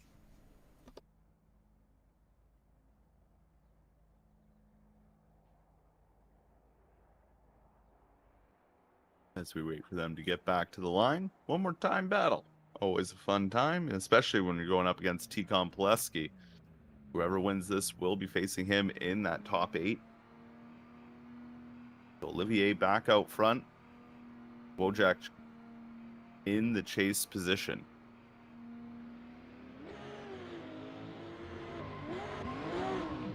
Off they go. Down the corner, waiting to get on that gas. And off they go on the throttle, initiating in. Good initiation from both drivers, and looks like Wojtech just kind of coming out of that angle a little bit, maybe transitioning a little too early. Had to wait for Olivier to transition, but right there with him and starting to be aggressive as they come off of this Manji section down to that inside clip. Wheel to wheel already is Wojtech on Olivier as they come through the final transition onto the wall. Not really matching the angle, but keeping that proximity as they come through and across the line. Holy moly, the way that Wojtech set into that last and final outside zone, that chase position, I am not sure how he didn't go into the wall. But here's a second look at it. Great transition down the hill in that chase position. Olivier out front on a very nice lead line, filling that next outside zone and working his way through the Manji section of the course with Wojtech right there on his door and bumper. They make those transitions. Last and final one here, and you see just Olivier as deep as he can be with Wojtech. Looks to be even deeper back there, and we'll watch him drive back and turn around for the second half of their one more time battle. As they get back up to the start gate, we'll see Wojtech in that lead position. Olivier in the chase. They're ready to go at it for the second half of their one more time battle. Let's see if Olivier can get that aggression down this time instead of losing that proximity.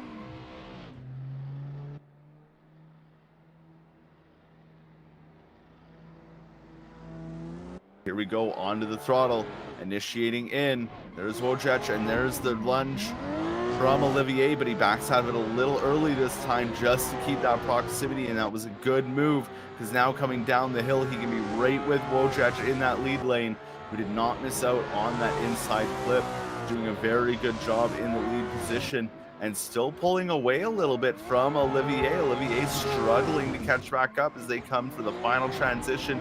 Now he's able to try to get it on the door, but still a bit of a gap there as they come across the finish. Yeah, and here we go with the replay of the second half of the one more time here. Wojtech out front and settling in with a good gap to start things off, but then Olivier reels him in quickly through turn 2, washing just a little bit there. But somewhat the strategy as you let that lead pull away just a little bit there to then dive in the Manji section, but Olivier coming up short there in the Manji section as well. Right there along that bumper for the last and final transition, sticks with him, but as you see, once more, Wojtech running away with it up front, and we'll go to the judges. Olivier on the left, Wojtech on the right. Who's going to get the win? And quickly, all three judges choose Wojtech, and we'll see him later on into the top 8. Good hard-fought battle as we move on to our next battle of the top 16. Alexander Jaegard and Victor Alves. Alexander Jaegard out front, Victor Alves ready to give chase.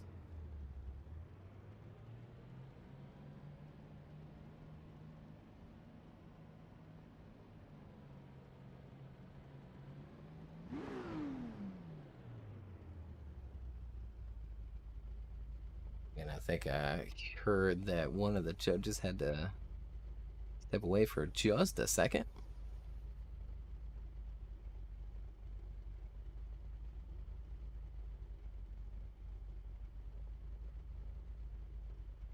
Hopefully no technical difficulties. And yeah, there's Ed counting them down now. And off they go. Alexander Jaegard out front in the S14. Victor Alves in his S15. They come onto the yellow line, they get on the power, and a big flick initiation there from Alexander Jaegard. Alves quick to get onto the door as they transition down the hill. Alves really pushing for this one as we can see the proximity start to close up as they come through this Monty section. Not a lot of room here as they gotta leave that room for the transitions down into that inside clip. Alexander Jaegard taking out that inside clip as they come into the final outer zone. Not a lot of proximity there from Alves, but enough to maybe get the job done. Yeah, it just might be here as we go to the replay. Nice way to settle in, but then Victor drops back just a little bit in that chase position, reels him back in after the first transition, utilizing that left foot brake back there in that chase position, sticking with Alexander Jaegard through the Manji section. Right there along that bumper. Both very tight to the inside clip. Alexander filling that next outside zone. And another really nice transition to finish out the course there. Just door to door as they go across that finish line. And they'll line back up for the second half.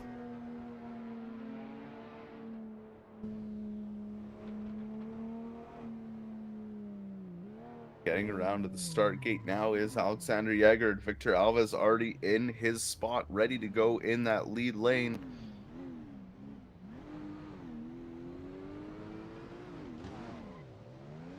Off they go. Round the corner, Victor Alves ready to get on throttle, and off they go for the start of the second half of this battle. Initiating in right to angle was Victor Alves. Right behind him though, Alexander Jaegard ready to give him a good battle as he dives in for that door coming through that inside clip.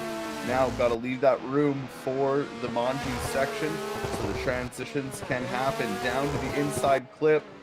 And the proximity is almost there from Jaegard in that chase position, having to back out of it to allow for the next transition onto the wall. And there's Alexander Jaegard making his attack, getting on the door as they come across the line. Yeah, good finish to the second half of that battle there. And here's the replay. Fantastic initiation from Alexander in that chase position. Sticks with him as well as they move down the hill. Very smooth along that inside clip as both the drivers working out to that outside zone. Alexander right there with him, sacrificing a little bit of proximity there, but then starts reeling back in for the inside clip there. Sacrificing just a little bit of line. Leaves enough room for the last and final transition, and then there reels him in. Then they go across that finish line door to door, and we'll go to the judges. Alexander on the left, Victor Alves on the right. Close battle between these two. And again, another potential one more time here in the top 16.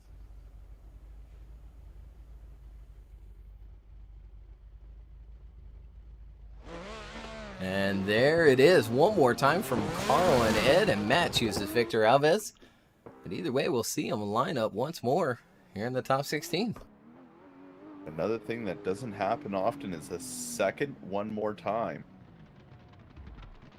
These two are very close in their own skill levels, and we'll see who's going to come out on top to take the one of two remaining top 16 positions. Will it be Alexander Jaegard out front? Will it be Victor Alves in that chase position?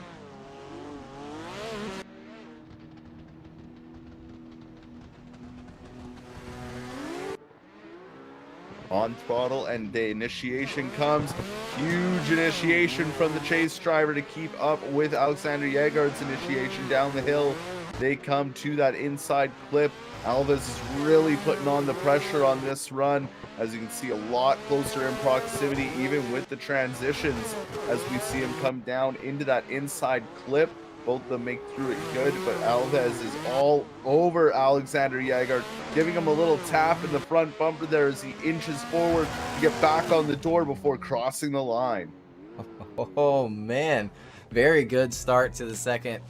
One more time here, and Victor Alves setting in nicely in that chase position to start things out for himself. Right along the bumper through the first transition, reels him back in. Or turn two in that inside clip, both filling that next zone. And Victor doing a really nice job there through the Manji section. It's hard to stick with that lead driver through that zone, but he does just that. Looks like to rub the bumper maybe a little bit, and then a door tap in that chase position. And there they go. They'll line up for the second half. Well, a lot of aggression from Alves in his chase position. Let's see if he can put together a good lead run that Alexander Jaegard's gonna have to answer in his chase, just as aggressive.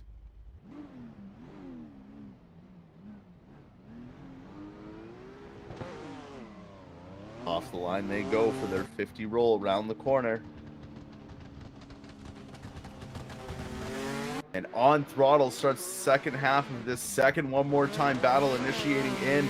Not as close, but gaining that proximity real quick is Alexander Jaegard as they come down the hill into that first outer zone. Not as much proximity. Oh, a little touch there to Victor Alves. They make the transition to the Manji section.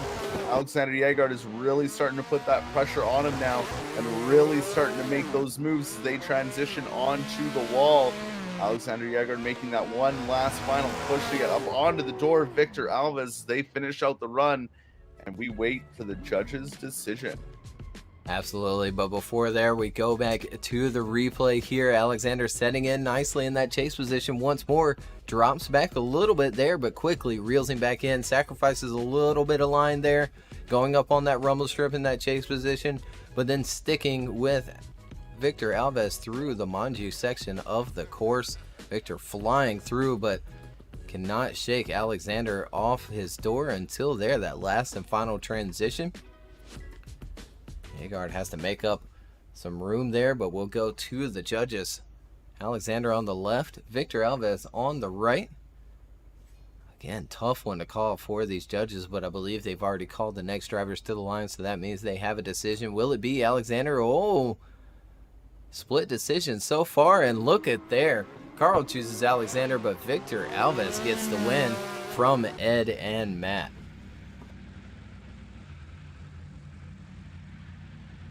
Victor Alves moving on to the top 16. And who will be the one to go and face him? Will it be Darius Ostrich in the BMW in the lead position? Or will it be Masashi Yoshida in that R33, who has been looking super solid around here all the way from qualifying? But Darius Ostrich doing a wonderful job as well, qualifying higher than Masashi as they initiate in. Darius Ostrich out front, not as big as a proximity that Masashi has been putting on previous opponents. As they come down the hill, though, there's that proximity starting to be gained. Darius Ostrich on a good lead line out front as they come into the Manji section, getting through that outer zone and down into the inner clip. Masashi really putting it on the door there through that inner clip, barely leaving any room for that transition and putting it right on the fender, on the door, through that wall ride and crossing the line. Yeah, another really good start to a battle here in the top 16. Darius out front being chased down by Masashi Yoshida and giving up a little bit of room there as Masashi in that chase position, but then quickly reels him in for a turn 2 along that inside clip, sticking right there with him, maybe giving him a little bit of a push there through turn 2. Stays with him through the Manji section, along that bumper, through those transitions, and then right there in the pocket, jumps back up onto the door after that last and final transition, maybe again giving him a little bit of a tap, but keeps things going. And we'll watch him line up for the second half.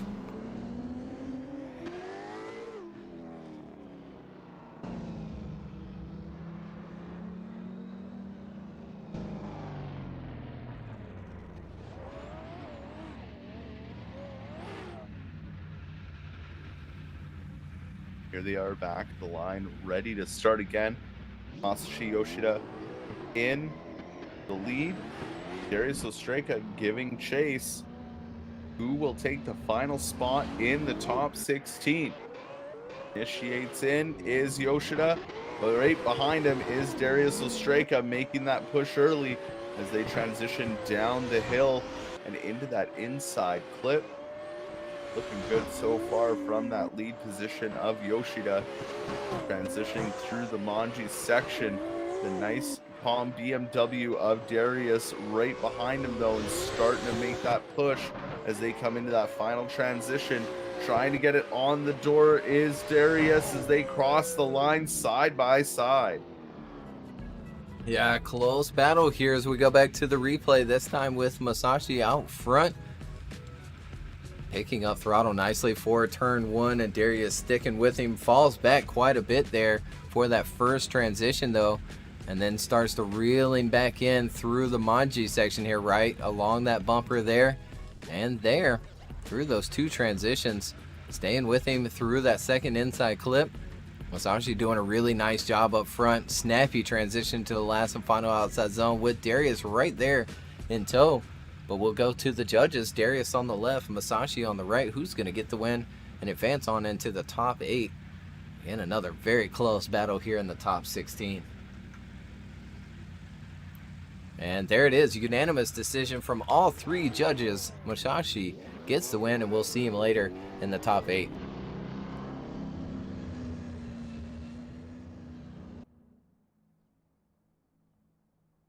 And that's going to do it for the top 16 very quickly. We're moving on into the top 8. Again, fantastic battles between all of these drivers today. We'll bring up that bracket if you're not following along on the link. Again, first up, Alan Hines and William Holloway making it all the way to the top 8. Zach O'Sullivan and Connor Christensen, another new one to the top 8. Tikon Poleski and Wojtech. Vavrinka, another rookie from DCGP, making it all the way to the top 8, but he's got a big battle ahead of him with Tikon Poleski. Then Victor Alves and Masashi Yoshida, the last and final battle of the top 8.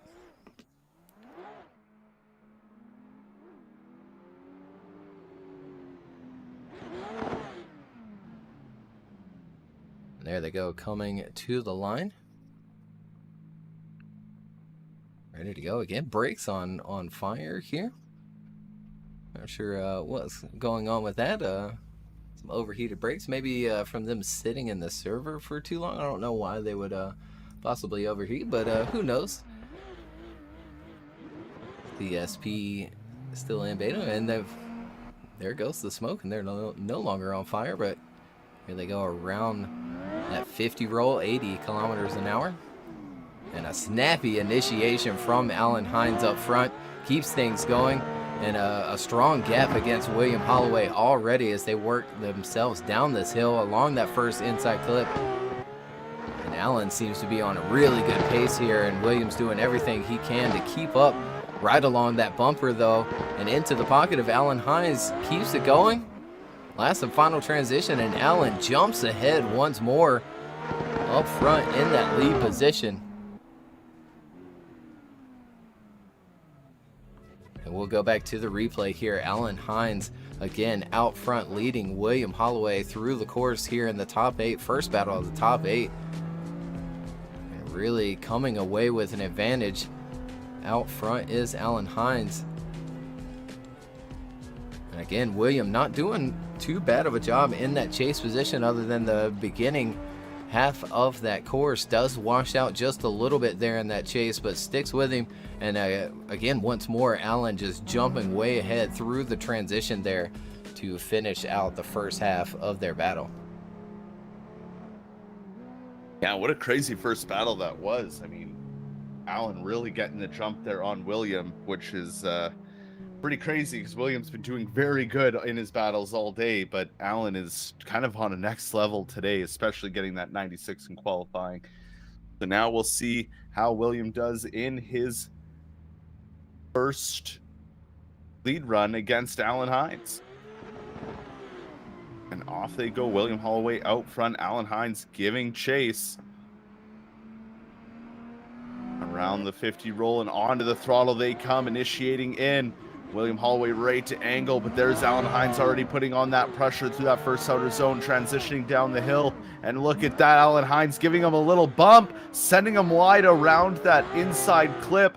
Holding onto it though, they continue. Holloway out front, not losing any speed or angle as they come through that next inside clip. Alan Hines sticking right there with him though, as they come into that final outside zone. Alan Hines really surging up onto the door of William Holloway before they finish out the run.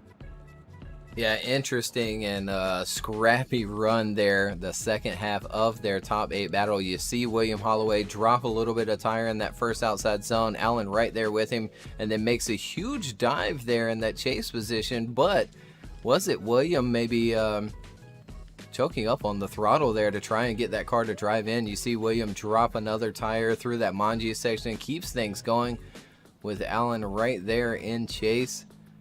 And then Alan dropping back for that last and final transition, reels him back in, and there they go across that finish line. It's going to be up to the judges, and really I think it's going to come down to that contact and who was at fault, because there was no decel zone. But did William, slow up a little bit, or was it Alan just diving in way too hard in that chase position? We'll wait on them to make the decision. They'll take their time. Review replays.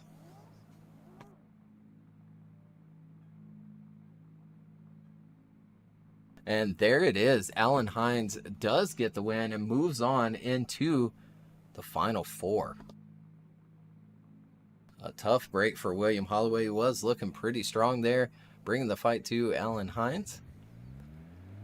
I mean, still a very good job from William to make it as far as he did. And now we're going to see who's up against Alan Hines in that final 4. Will it be Zach O'Sullivan or will it be Connor Christensen? Zach O'Sullivan sitting on top of the points leaderboard at the moment. And with only 3 more rounds to go, every point matters. So Zach O'Sullivan in the Toyota Supra in the lead lane. Connor Christensen in the S14 in the chase. Off they go. 50 roll around the corner. And on throttle they go, initiating in. Zach Sullivan right to angle, gapping Connor a little bit. Connor having to really work to get back up into proximity by the end of that outer zone. Down the hill now through that inside clip. Connor going a little farther inside to keep that proximity as they transition through this Manji section.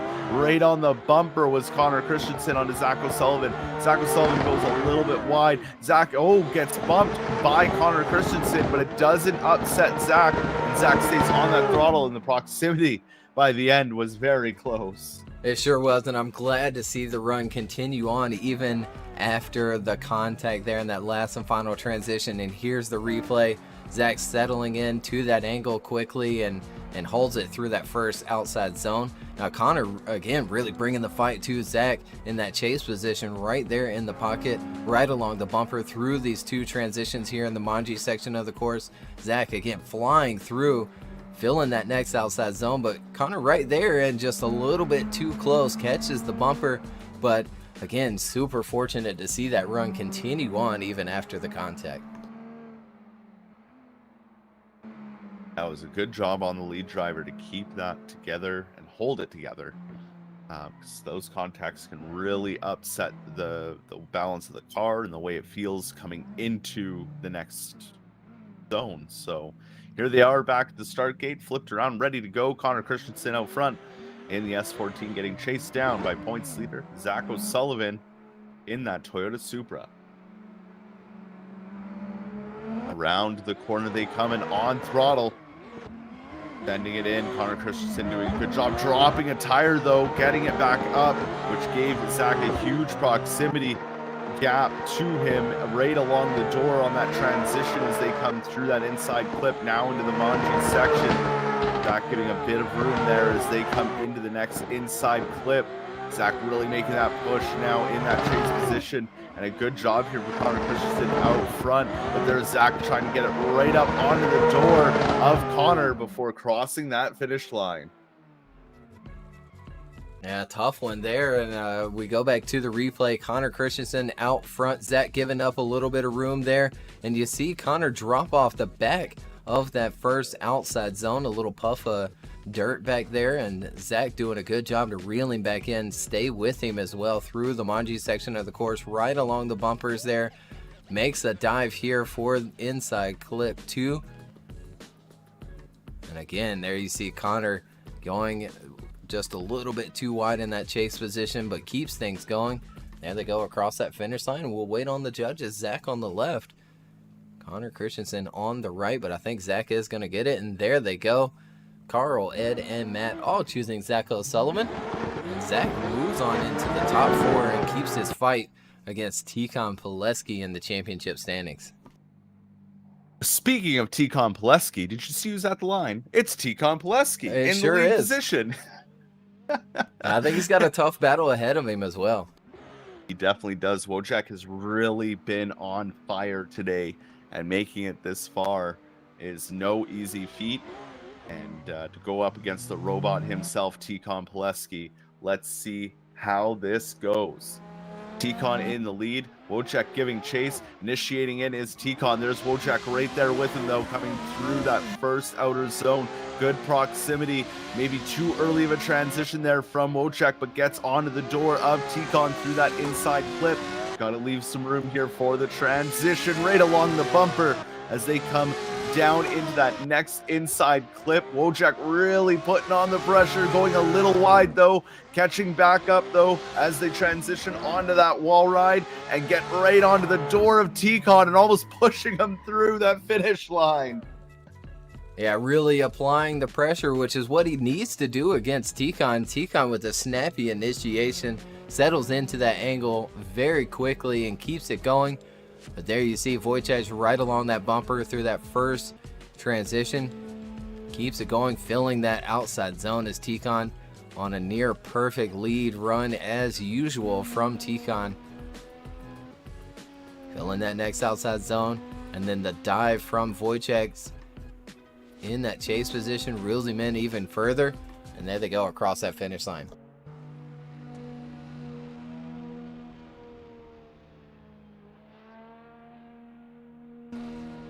Here they come back up to the top of the hill for the second half of their battle. Rounding that corner now, going slow. Don't want to take too much life out of the tires. 100% watching the run on the stream right now. That's exactly what they're doing. That could be it too. That could be it too. As they are at the line, Wojtech out front in the S15, getting chased down by the green machine, Tikon Poleski's S14. Teal machine, I guess. Teal's still a shade of green. We'll go with it. Around the corner they come, 50 roll onto the throttle. Wojtech out front, Tikon right there with them. Right onto the door, tries to hold on through that first outer zone, transitioning down the hill. There goes Tikon again, that magnet right onto the door of Wojtech as they come screaming down through that inside clip and now into the Manji section. Right along the bumper was that transition to Tikon. Now again onto the door, maybe a little bit of contact there, little bit of it as they come into the spinal inside. Holy man, I'm losing my words on this one. Tikon does a really good job of making you feel like no matter what you do, it doesn't matter. And here we go with the replay and the initiation from Tikon in that chase position, just right up along that door immediately before they even entered. And then he kept that momentum going throughout the course in that chase position. Now, Wojtek's doing a fantastic job up front. A very nice lead run, just filling the zones, grabbing the inside clips, smooth transitions. But again, Tikon just applying the pressure all the way around the course. And we'll go to the judges. Tikon on the left, Wojtech on the right. And there it is, unanimous decision. Tikon Poleski once again gets the win, and we'll see him in the top 4. But a fantastic battle that Wojtech put on against Tikon Poleski here in the top 8.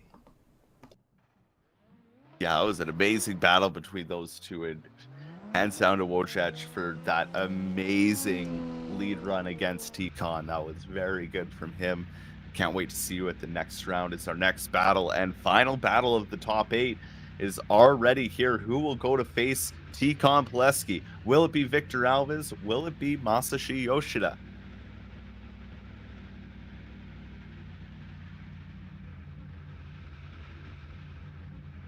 As we wait, Victor Alves in the S15, Masashi in the R33. Off they go, 50 roll, round the corner before they're allowed to get on the loud pedal. And here we go, Victor Alves out front, Masashi Yoshida giving chase. Good initiation there from Victor Alves out front, but Masashi has quickly closed any gap that might have been there and gotten right on the door of Victor Alves coming down that hill, all the way down the hill as they transition through the Manji section. Getting close is Masashi. I was almost scared there was going to be contact there, but Masashi slows down that R33. Alves gets on the wall, and Masashi puts it back onto the door of Alves right before that finish line. Oh man, Masashi, what a chase run from him here in that R33. As a little bit of room given up there for that initiation, but as soon as they make that first transition, Masashi's right there in that chase position and stays there for the remainder of the run. Very impressive through the Manji section of the course as well. Now Victor on a really nice lead run, doing what he needs to out front. Again, Masashi just right there, backs off for that last and final transition, but quickly reels him back in with that V8 powered R33. And we'll watch him drive back, switch up for the second half of their top 8 battle.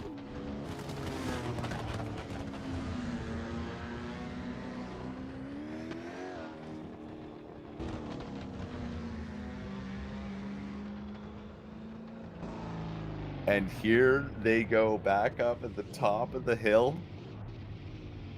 I'm really smiling now. These have been some great last few battles. Unreal. Masashi Yoshida in the lead lane. Victor Alves giving chase. Who will go on to see Tikon Poleski? Will it be the R33? Will it be the S15? On the loud pedal they get. Masashi Yoshida initiating in.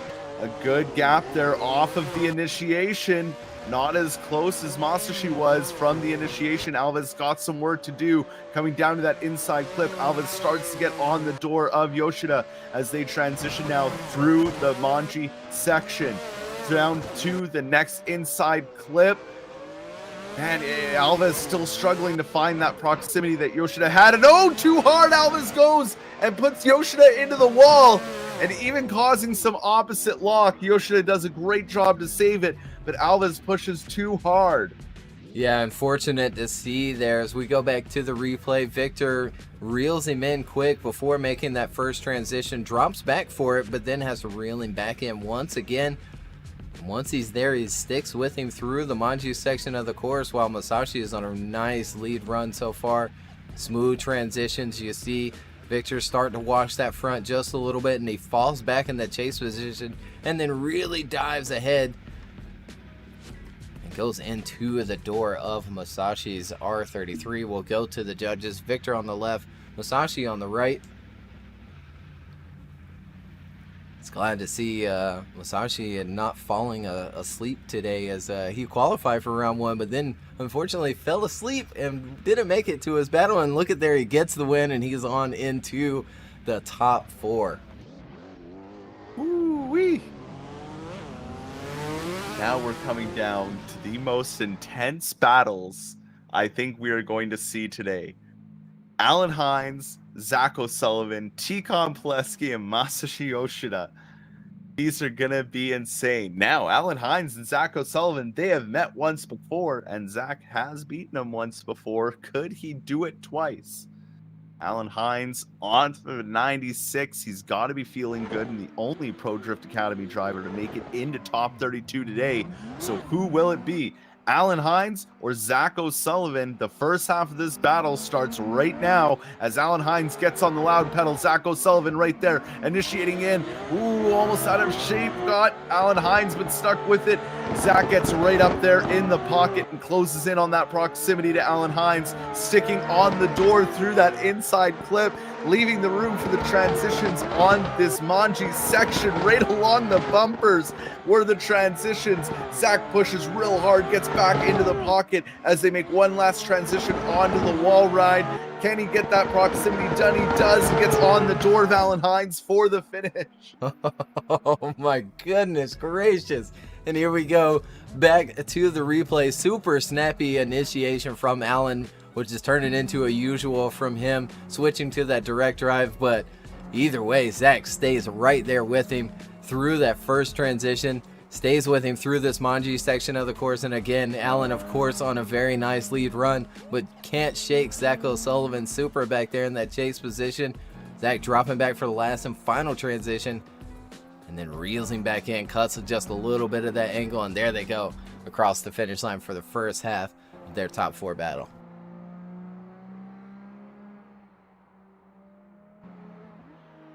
What an unreal battle. That's only the first half. As their background at the start gate, Zach O'Sullivan in the lead lane in the JZA80 Supra. Alan Hines in his S15, ready to chase him down. Here we go around the corner and Stump on the loud pedal. Initiating in, good initiation from Zach O'Sullivan, looking very clean to that first outside zone. Right there though, Alan Hines is already all over him, putting it right on the door and holding it there. Let's see how they do on the transitions for the Manji section. Alan Hines really getting close to the bumper of Zach O'Sullivan. Zach O'Sullivan misses the inside clip as they come down through the second to last outer zone, and now for the wall ride, Alan Hines puts it on the door and goes all the way to the end. Yeah, unfortunate to see Zach drop a bit of tire on that outside zone, which pushes him wide for inside clip 2. Overall, really nice lead, but Alan right there in that chase, applying the pressure that he needs to try and get the win here in the top 4 against Zach O'Sullivan. And there it is, you see, just dropping that little bit of tire allows that car to wash out wide and pass the inside clip. They keep it going. Alan applying the pressure anyway. There they go across that finish line. We'll wait on the judges there. Unfortunately, the wrong pair of drivers up. They may have made their decision already. I'll have to see if I can get confirmation. There it is, switching to the right drivers. And there it is. Alan Hines gets the win and moves on into the finals. But Zach isn't done. He still has a third place battle coming up. But this is going to make points really close with Zach, Alan, and Tikon all 1, 2, 3 in the point standings. Yeah, the point standings are already so close, and now it's just going to be tit for tat as we have our, well, the third to last final battle thing. Yeah. Who's going to see Alan Hines? Will it be Tikon Poleski? Will it be Masashi Yoshida? Tikon Poleski out front, Masashi Yoshida giving chase, initiating in. There is Tikon, but a huge surge there from Masashi in the chase position as they come down the hill and towards that inside clip. Masashi is looking so dialed as he's right along the door that entire turn as they come into the Manji section. Now to the inside clip. Masashi really putting on the pressure, transitioning now onto the wall ride. A bit of a gap, but there's Masashi quickly closing it and getting back onto the door of Tikon and finishing out the run. Yeah, good finish after falling back a little bit to Tikon, which is a tough thing to do, but likes the aggression there in turn one. Jumps onto the door quickly of Tikon Poleski out front and really stays with him throughout the remainder of the course as Tikon stays on a very nice lead line. Look at there, great proximity from that chase. Right along the bumpers, sticking with him through that second inside clip. And there you see him falling back just a little bit, and then quickly reels him back in for the last and final outside zone of the course, and they'll drive back for the second half.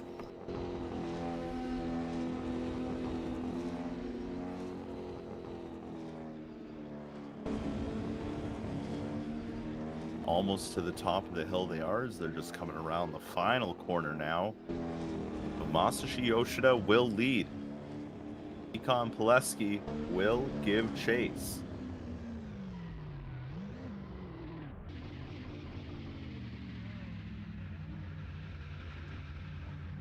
At the line and ready to go for the second half of this battle. Who will go face Alan Hines? Will it be Tikon Poleski? Will it be Masashi Yoshida?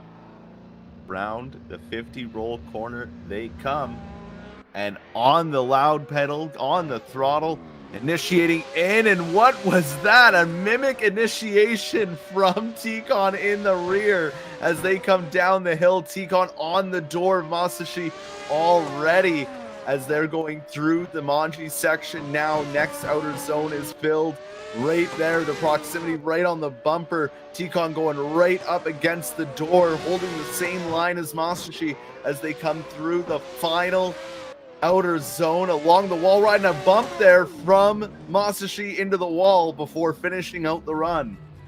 Yeah, close battle, but again, this initiation from Tikon here, just door to door before they even initiate, and then he stays there for the remainder of the run. Drops back just a little bit there for the first transition, but again, reels him back in quickly as Masashi stays on a very nice line here out front in that R33. Great transition, very smooth, picking up the inside clip, but again, just can't shake Tikon off of him. Tikon reeling him back in once more there. And as you pointed out, a small tap along that last and final wall run. And we go to the judges. Tikon on the left, Masashi on the right. Winner goes to the finals. Loser will stay to face off against Zach O'Sullivan. And look at there, Tikon off to the finals once again, where he's going to face off against Alan Hines. But first, before we get to the main event of the evening, we have our third place battle, Zach O'Sullivan versus Masashi Yoshida. Yeah, this is going to be a fantastic battle coming up here for that last and final podium position. As we wait on them to come down to the line. Judge is calling them now. And I'm excited for this one. I'm excited for all of them. Yeah, absolutely. Here we go. Zach O'Sullivan out front. Masashi Yoshida giving chase. This is for third place. Who will take the last... Sorry, I read chat. Who will take the last podium spot available to these two gentlemen right here? Around the corner, 50K an hour, on the loud pedal. Good initiation by Zach O'Sullivan. Right there is Masashi Yoshida closing that door very early as they come down the hill to the first inside clip. Yoshida gives Zach a huge bump, but it doesn't throw Zach off too much as they come and start the Manji section of this course through the next 3 outer zones down to the inside zone. Masashi's regaining that proximity that he lost from the earlier contact as they come into the wall ride section. And there they are, door to door as they come across the line. Yeah, interesting little bump there from the chase position. As we go back to the replay here, nice smooth initiation from Zach once again, filling that first outside zone, smooth transition down the hill. And there you see just surging maybe a little bit too hard is Masashi in that chase position in that R33, and that could be a make or break moment there in that run as they keep it going. Zach on a very nice line, good angle, very smooth throughout the course. And here you see Masashi surging back in, almost giving Zach another tap, but he doesn't. They keep it going, and they'll line it back up for the second half of their third place battle.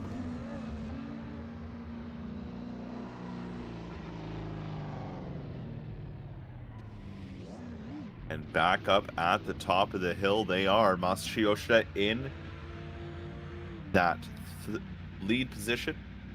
Zach O'Sullivan ready to chase him down.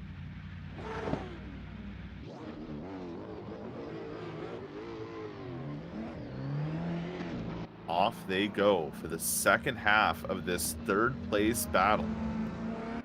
Onto the throttle they go, and initiating in Yoshida with a good gap out of the box, but Zach quickly closing in on him as they come down the hill for the next outer zone and down to that inside clip. No contact so far, but right on the door was Zach O'Sullivan before backing off to allow room for this transition along the bumper. Coming into the next inside clip, Zach O'Sullivan getting right there with him. Yoshida on an amazing lead line here, but Zach really trying to put that pressure down and really get it up onto the door of Yoshida as they cross the line. Yeah, that may have sealed the deal there as we go back to the replay here. Either way, smooth initiation from Masashi and stays on a good lead run throughout the remainder of this course here as Zach dives up onto the pocket of that R33 up front. They keep it going, filling the outside zones through this Manji section there. You see Zach through the smoke there, sticking with him through the inside clip. Last and final transition here. Zach gives up a little bit of room, but then quickly reels him back in. There they go across that finish line, and we'll wait on the judges. Zach on the left, Masashi on the right. Who's going to get the win and take home that third place podium finish? And it is going to be Zach. He gets third place and remains maybe at the top of the point standings. It's going to be really close here depending on who wins the next battle. And either way, hats off to Masashi today, just coming out swinging and makes it all the way to the third place battle and takes home fourth position. Yeah, great job there. But now we have the final battle. The Titans, possibly the GOATs of the Virtual Drift Championships, Alan Hines in the Pro Drift Academy, S15, and Tikhon Poleski for the win today. And here, ready to duke it out right now. And these two always put on an amazing show, and I'm so excited to see them in the finals once again. Let's see this one happen. Alan Hines in the lead, Tikhon giving chase around this 50-mile-an-hour roll onto the loud pedals really early, but initiating in already. Tikhon's right with them as Alan Hines doing a great job to that first section, but Tikhon just sticking right with them on the front bumper, side to side, door to door as they come through that first inside clip. Now into the Manji section, leaving absolutely no room on either of their bumpers for the transitions, as they are already door to door off of the transition through that inside clip. One more transition, maybe a little nudge there from T-Con, but still door to door across that line. Oh my goodness gracious. What a start to the final battle here. And again, T-Con does it again and almost shut the run down before it even started, but somehow got away with that one. And that initiation, as you pointed out, just right there along the door through turn 2 in that inside clip, both filling the next outside zone. T-Con falling back to wait for that transition happen, does so nicely, stays along the door there as they come along that second inside clip. Last and final transition. And just right there with Alan Hines as they cross that finish line. And just T-Con on a tear this season. Yeah, a man on a mission. He hasn't lost an event since not qualifying for Drift Masters. Which is insane, because then he won it. Literally. Well, maybe the AI got a new net code. We don't know. But T-Con, the robot, in the lead position, up against Alan Hines in the Pro Drift Academy S15. The fresh S14 of T-Con around the corner.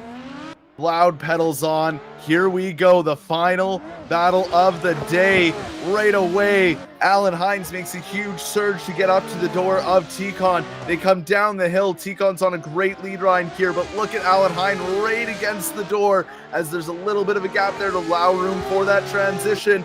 Bumper to bumper on the transition, coming down into the next inside clip. A little wide goes T-Con into the inside clip. Now coming into the final outer zone. The speed that T-Con just carried through that final outer zone was nuts.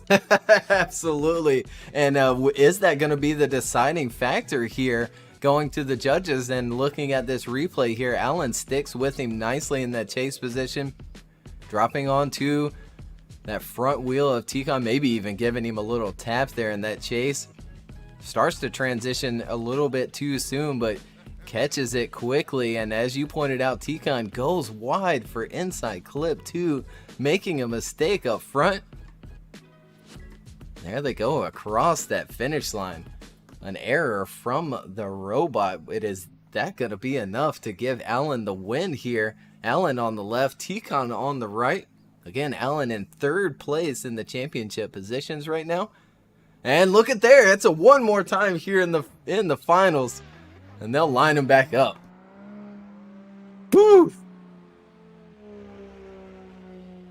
I mean, we knew it was a battle of the Titans.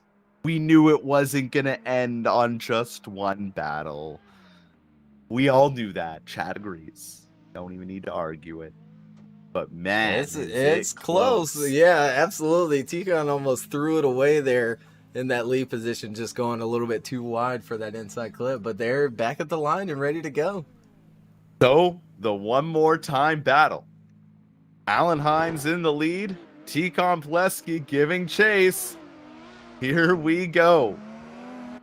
Now, we don't need to get too excited, not till they get around the corner. 50-mile-an-hour roll off the line on the loud pedal as soon as you see the yellow line, and go for it. T-Con right there on Allen, scrubbing wheels through the first outer zone as they transition down the hill, bumper to bumper on the door. Still is T-Con onto Allen as they come through into the Manji section now along the bumper. Every transition T-Con is making is taking paint off of Allen's bumper through the final inside clip, door to door. Look how close that transition was, wheel to wheel as they come through. Allen bounces off the wall and they both cross the line.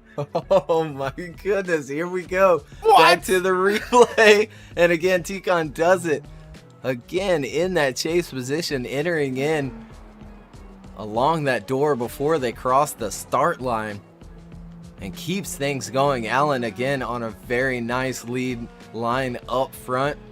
Smooth transitions through the Manji section of the course. But again, Tikhon just right there with him along that bumper through each and every transition. Yeah, and then it looks like Allen just gets a little piece of that wall, but keeps the run going and will switch them up for the second half of their one more time battle here in the finals for round 5. This is just insane, and reading some of the comments right now, I did get quite a good laugh. It's true. It's true. Yeah. So here they are, back at the top of the hill for potentially the final time. Tikhon in the lead. Allen Hines giving chase. It's the one more time battle. Will it be decided off of this, or will they go one more time again? They get the go ahead to leave. 50-mile-an-hour roll around the corner. They see the yellow line. They get on the pedal. And here we go. Tikhon initiates super early. Allen Hines right there with him, though, putting it up onto the door as he leaves the room for the transition down the hill. Maybe a little wide from Tikhon, but he holds it together and grabs that inside clip. Allen Hines right along the door, leaving no room for the transition into the Manji section. Look at how close these two are, wheel to wheel, as they come into the next inside clip. No mistake from Tikhon this time around, as Allen Hines goes into Tikhon and puts him in the wall. Oh no. What an unfortunate way to end this crazy battle here as we go to the replay. Fantastic initiation from Allen to put it right there on Tikhon's door. And there, I think Allen diving a little bit on the inside in that chase position, but keeps things going, filling the outside zones, and just flying through the course. But Allen again right there with him. And here it comes down to this last and final transition where it is close. That Tikhon is almost a little bit too much angle, but he picks up throttle very quickly. There is a very small decel zone there, and Allen diving really hard in the chase will go to the judges. That still says one more time, but I'm not sure if that is correct. Might just need a little refreshing there.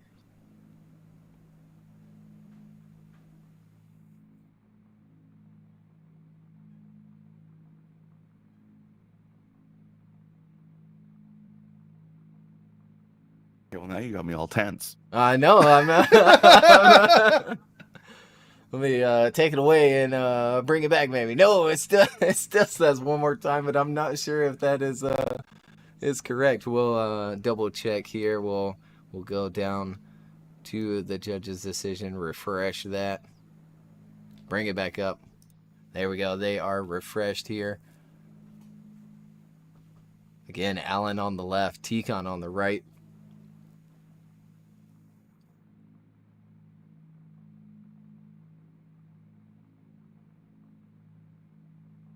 Giving me heart attack, these two. Yeah.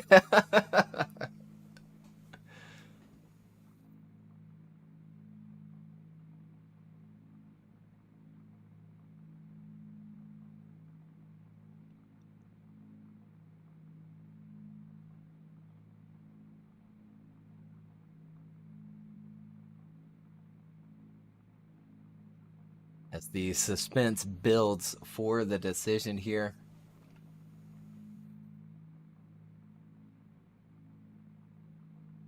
I mean, they're probably going to be looking at multiple factors on why the contact happened. But if we look at it without delving in to see maybe, did Tikhon let off throttle? Did Allen come in to aggress? At the end of the day, it's Tikhon's win. Unless there is something bigger behind it, just due to no mistakes in the first battle. Yeah, I mean, it's really going to come down to that contact. And look at there, Allen Hines gets the win here in round 5. Let's see if we can get maybe an explanation from one of the judges down here in the chat with us. But I think it is going to come down to that contact and Tikhon maybe over-rotating just a little bit out front. Because, I mean, it's really tough there. You kind of have to settle into we'll say a little bit shallow angle there to make it around that wall. And if you over rotate or snap to too much of an angle, you're going to slow up a lot for one and then drive off that wall, where Alan made the dive there. Hearing from Ed over on Discord explaining it to the drivers, it is going to come down to the contact. Yeah, and that is how they saw it. Tikhon pulled too much angle coming into that last and final outside zone. Again, we'll still try and get Ed in here in the channel with us to give a direct explanation from one of those judges. But either way, I mean, these last battles were insane. Wow. Wow.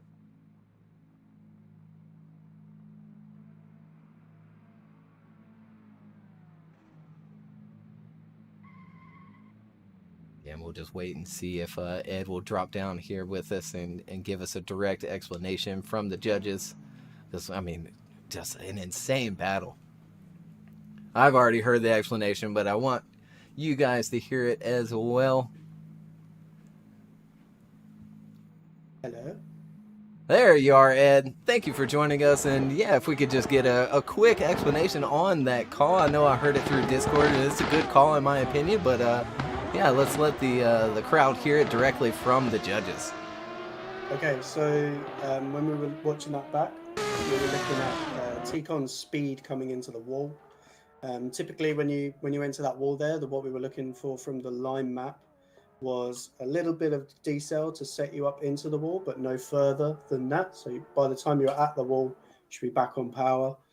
And from what we could see, Tikhon carried a little bit of extra angle into that. So he'd done his slowdown, he'd gone into the wall, and you could see the front end of his car sort of over-angled and understeer slightly into that because it was just a little bit of extra angle into there. And that caused his car to slow down even more than it should have. And that was what caused the contact between Alan and Tikhon there. So that's why we sided with Alan taking it, because it all came down to that contact in the end. Absolutely, it sure did. And again, a fortunate way for it to end there, but that's just sometimes how it goes as they take their three-man throughout the course. Alan, Tikhon, and Zach O'Sullivan. Thanks again, Ed, for your explanation and your time today. You judges did a fantastic job today, and I appreciate the time that y'all put in. It was a great round today. We saw some epic battles, and massive shout out again to fourth place Musashi. It's very, very late for him right now in Japan, so he's done an excellent job getting us far in this round. So massive shout out to him as well. Absolutely. It should be around like 7, 8, 9 o'clock in the morning for Musashi, and he did a fantastic job today in that R33. I guys see it. Absolutely. Oh yeah, that is going to do it today as the drivers take a run back up the course the opposite way. Yeah, congratulations to all of the drivers today, just putting on a fantastic show and giving Tanner almost a heart attack there in the finals. I'm still speechless. My brain is still processing what just happened. They were insane. The movements, and even, you know what, from Alan, like we've seen a lot from Tikhon when it comes to precise driving. And Alan, I'm not saying that he doesn't drive precisely. I'm just saying that, you know, it was like he absolutely mimicked Tikhon in that first battle, and that's what blew my mind, because normally it's Tikhon who does that to other people, but then he came back and did it exactly, and that's where I was like, okay, this battle means business now. Yeah, absolutely, and there's your full bracket there, minus the third place battle between Zach and Musashi. Again, Zach taking the win there in that third place battle. And Alan, Hines, and Tikhon Poleski in the finals there. Alan gets the win, and that's going to tighten up the championship points big time there, as Zach O'Sullivan was in the lead for the championship. Tikhon Poleski was in second, right behind him in points. And Alan Hines right there in third as well, where Alan Hines takes the win. Tikhon coming in second, and Zach O'Sullivan in third. Again, appreciate everybody for tuning in today, and appreciate our sponsors as well. Powered by Next Level Racing now. Sponsored by TireStacks.com. and Grip Royal. Check all of them out. Links in the description. And again, we'll see everybody back in about 2 weeks. Round 6 just right around the corner. April 9th. Yeah, absolutely. 2 weeks from now, April 9th. And again, the track release will come today in our Discord for early access. So if you're not already in our Discord, definitely join it if you want that weekend access to this fantastic, super fast, and flowy track. And again, my name is Craig. With me, as always, is Tanner. Again, thanks for everybody joining us, and we'll see you in 2 weeks.